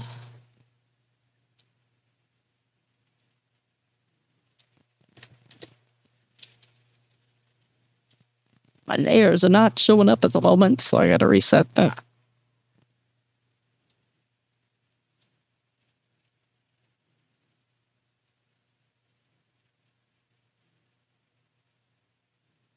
Oh, there's a filter on it?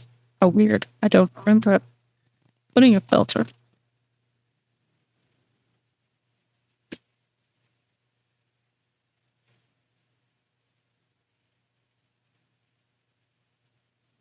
Nice.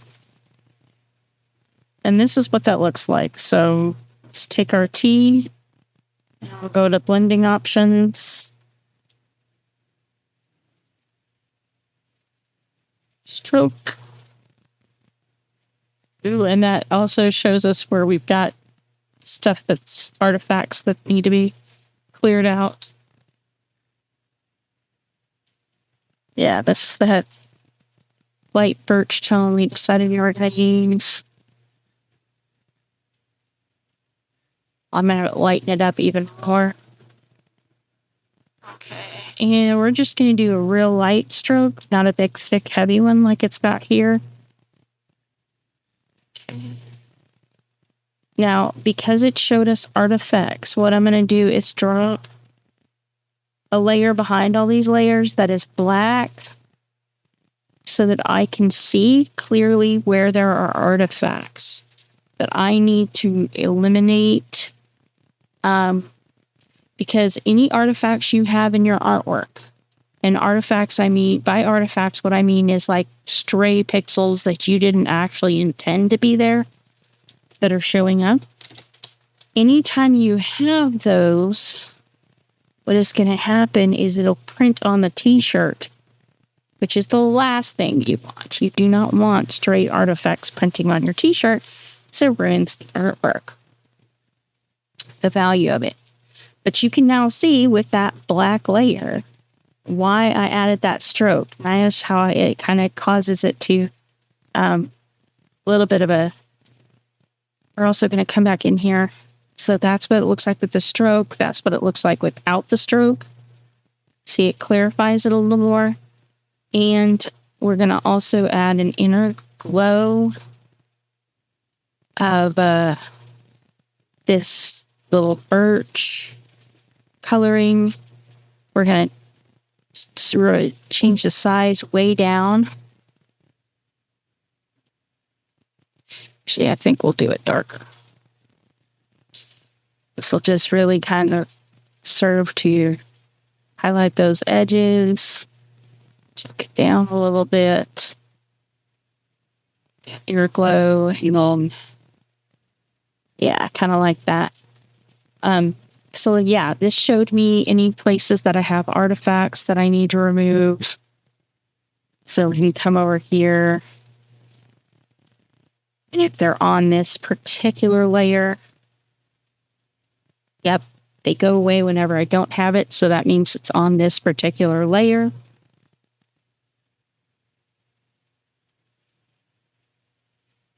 Just come through, select all those, delete, and there we go. Now we have clean stuff.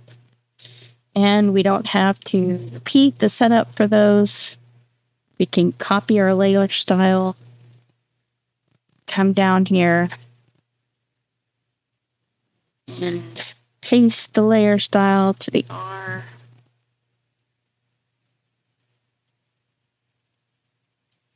See what this is. Maybe I never used it. Yeah, you also want to get rid of any layers you didn't use.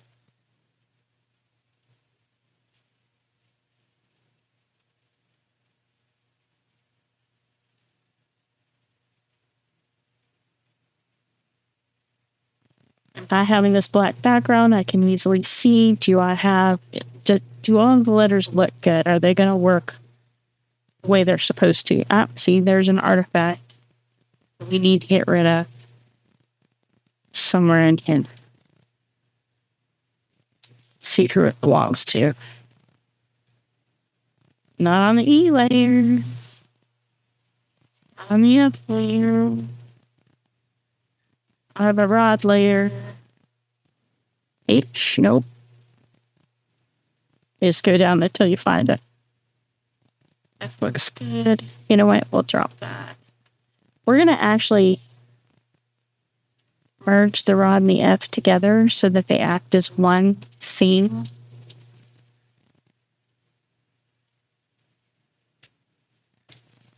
By converting to a smart object. Smart objects, you can still edit both layers, but you have to take it into its own space to do so. Very convenient. It's our little fishy. It's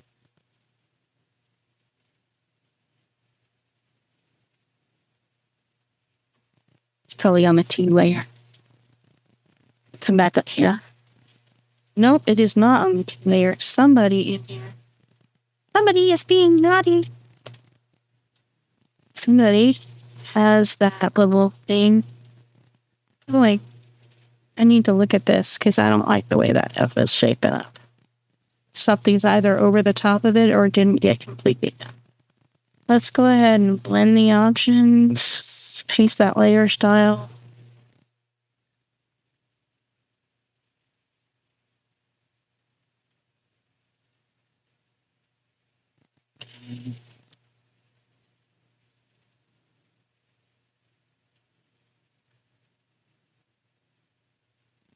Look at those nasty artifacts. We need to take that away.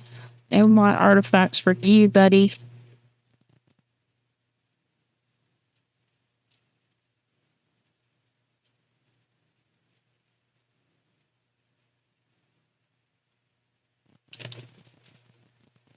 I want to clear out anything that isn't supposed to be there.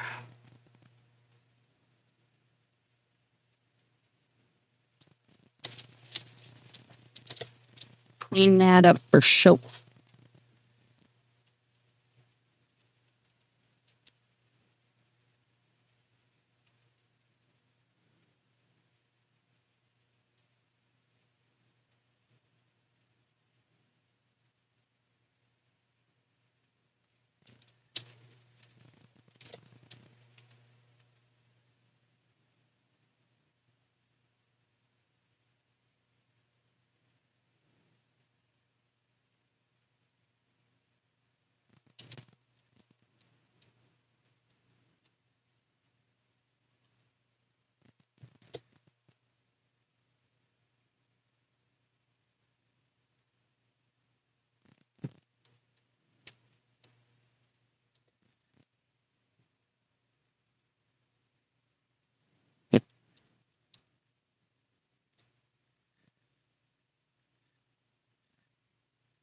And once we've done all of one particular letter's things, we will want to group it into a smart object so that we can manipulate as a single item.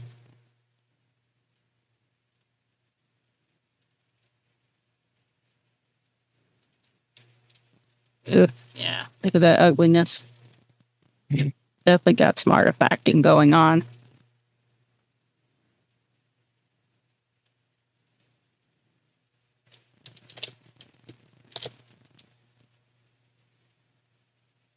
If the culprit of the other problem is spotted earlier. Maybe. This might be where that's coming from. Just like that. Yep. There we go. We found the culprit.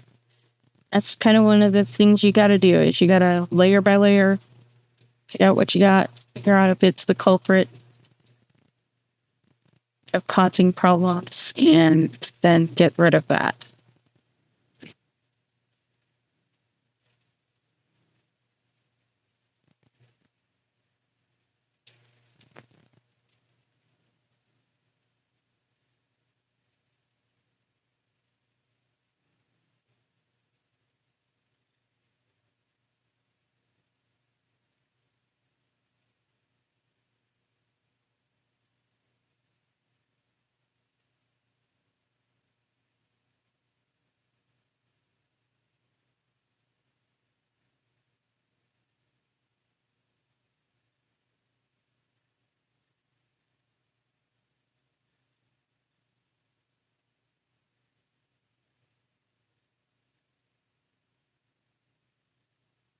Also want to take time to adjust anything that you think might need to move, make sure it moves while you've got it in this stage so you're not trying to do it later.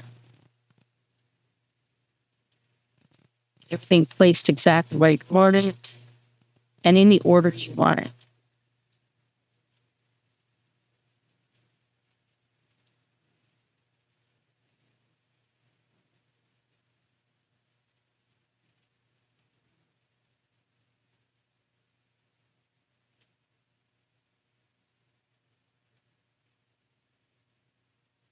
Let's get back to our TV.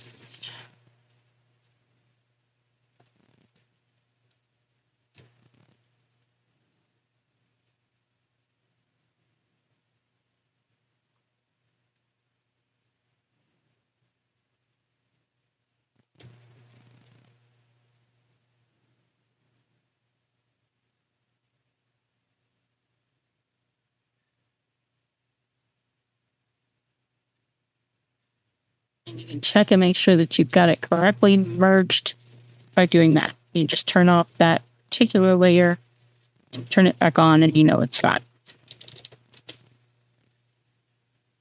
So,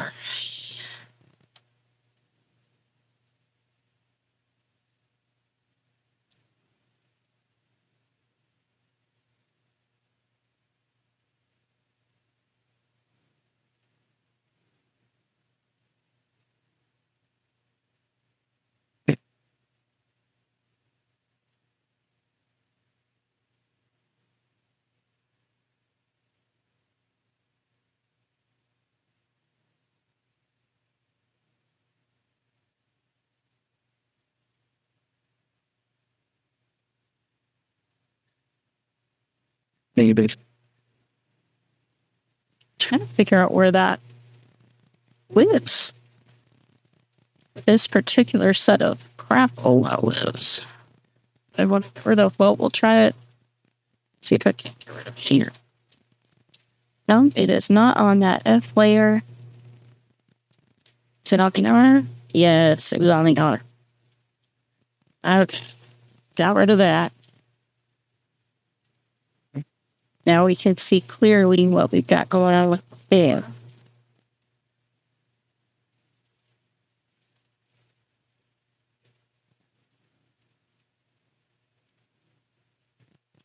Take a look at that.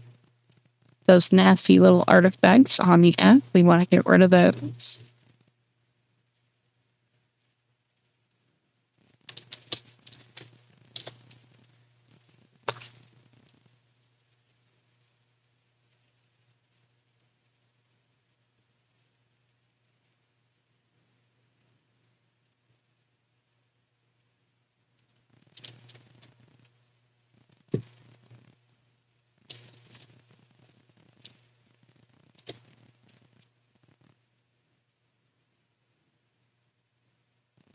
Now, hand-drawn stuff and created stuff is never going to be perfect. There will always be little blemishes and flaws, but that's just proof that it was made by somebody who's an actual human and not a machine. So don't be afraid if your artwork isn't perfect. Today's work is your present best. Embrace the second, my husband would say, of it not being exactly babies what you had in mind. Because joy is in the process, not the perfection. All right.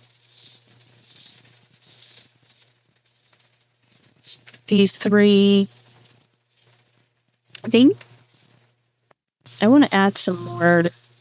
This has helped me take a look at this, where there can be some more adjustment to that F or a greater impact, better effect on it.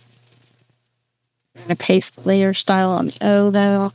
Yeah, got too much going on here.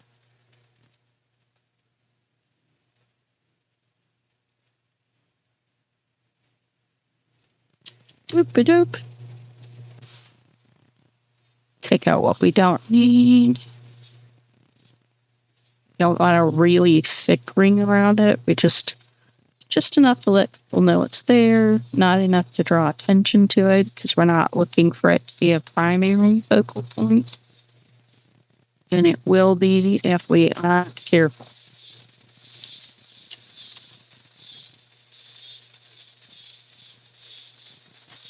Check it.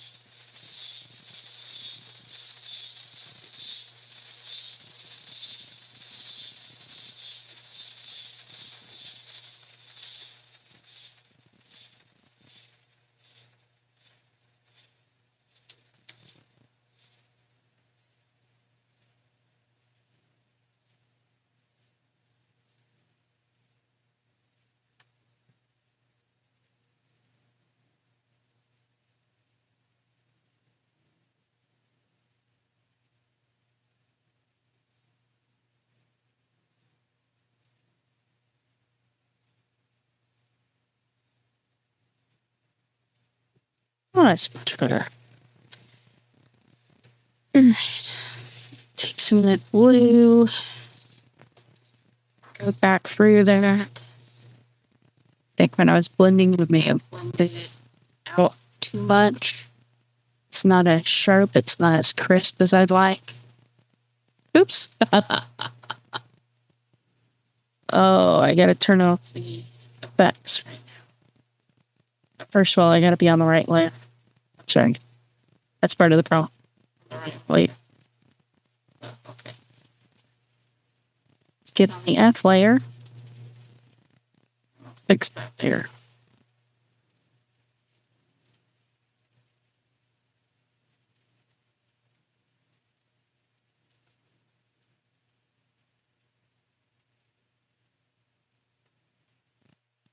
Oh, so we need to move the paintbrush size up a little so it's actually doing what it's supposed to do.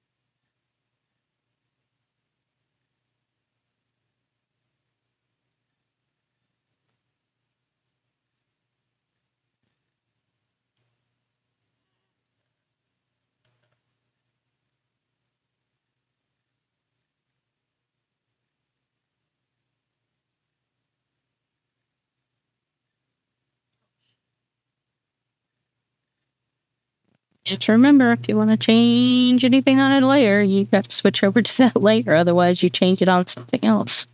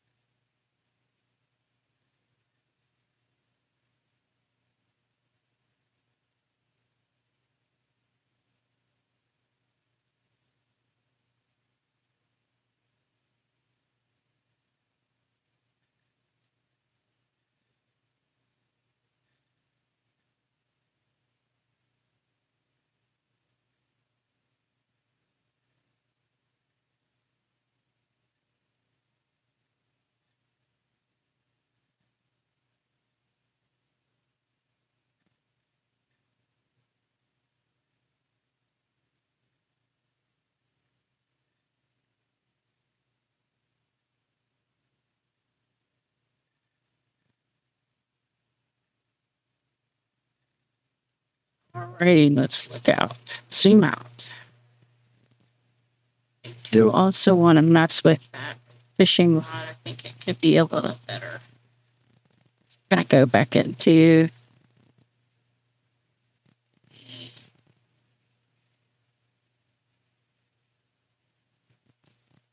and double click into that layer. See how nice it is? It isolates it from everything else. Pick this, come down here all the way to the bottom for a darker red. Zoom in.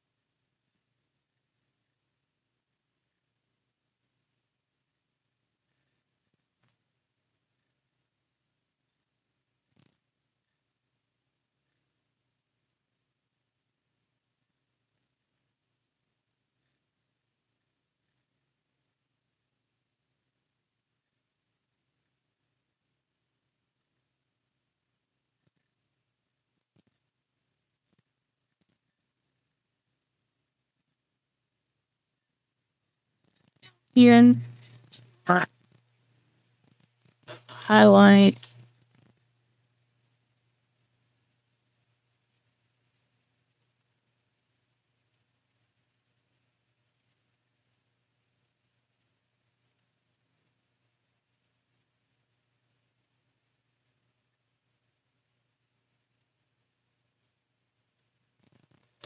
Size.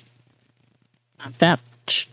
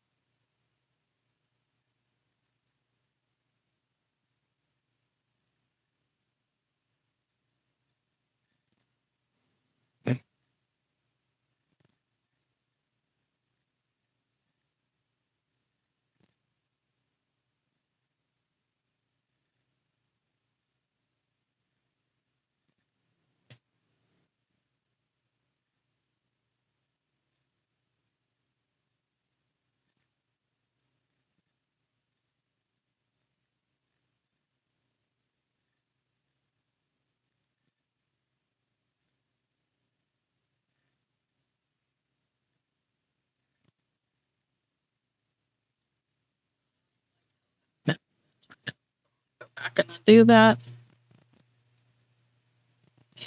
Redo it with the smaller smudge.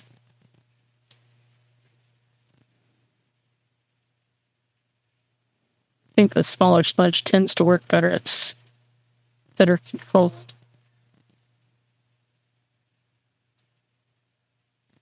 Takes longer. But the results are worth it. That's what matters.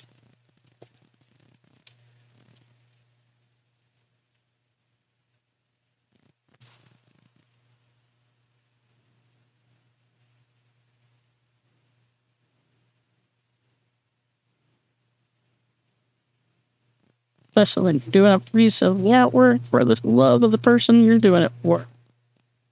You just want to make sure you get good quality of that. Looks quality, feels quality.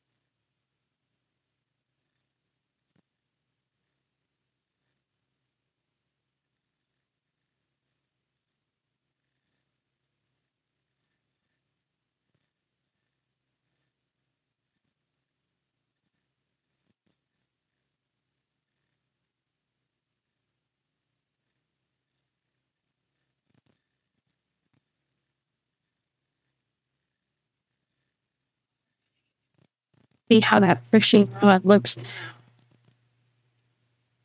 I like it a lot better. I like it a lot better. So we'll save that. Drop it back in.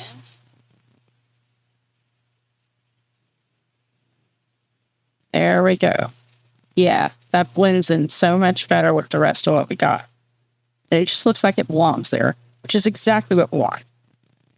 So now I need to go ahead and drop that same layer on each of the letters for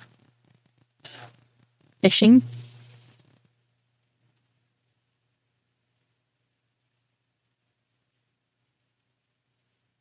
It matches what we've got.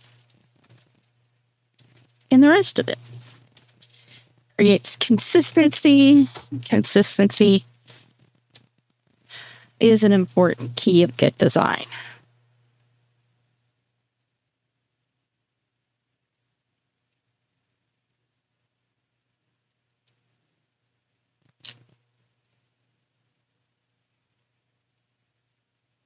Yikes. Artifacts. Artifacts everywhere. There's artifacts. Little things to fix for me.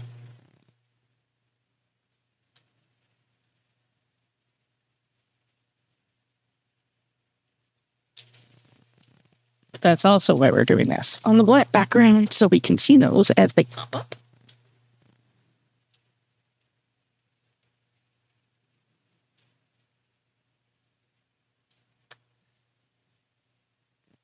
And can take care of them, or they become a real problem.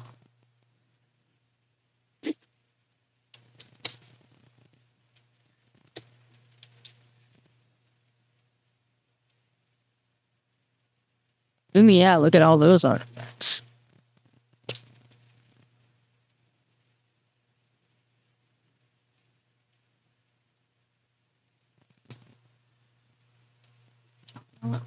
Ah. Found the layer it lives on. Just get rid of it.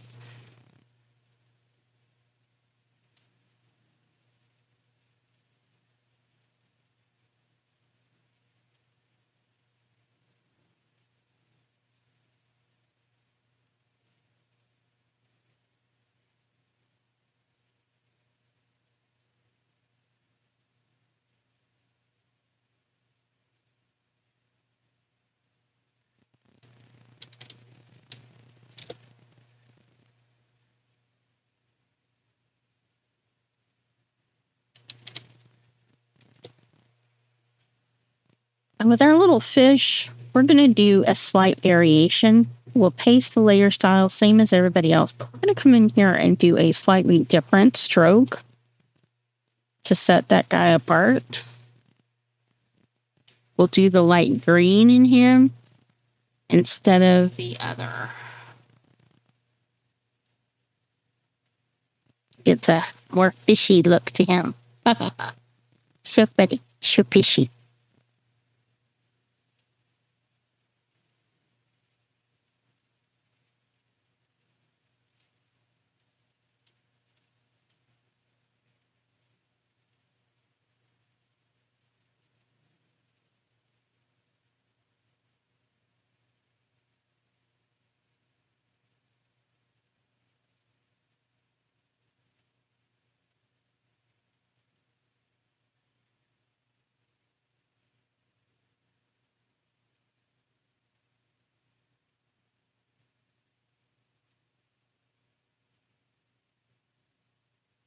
And yeah.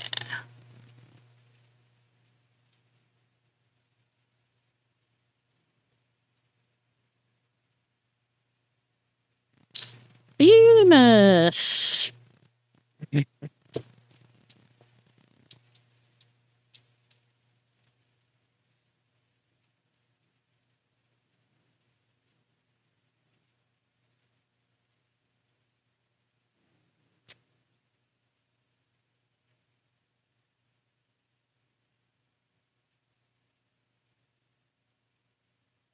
Yep. Yep. Now we have our little letters. We have our artifacts taken care of.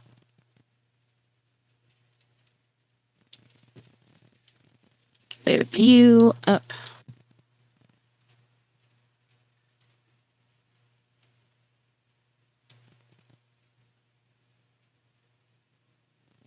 And we can move you up too.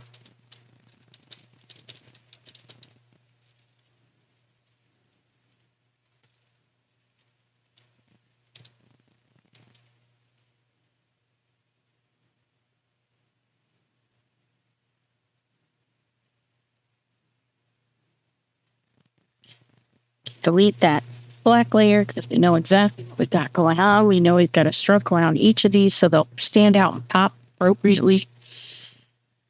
Select all of this. Crop it down to only what we need.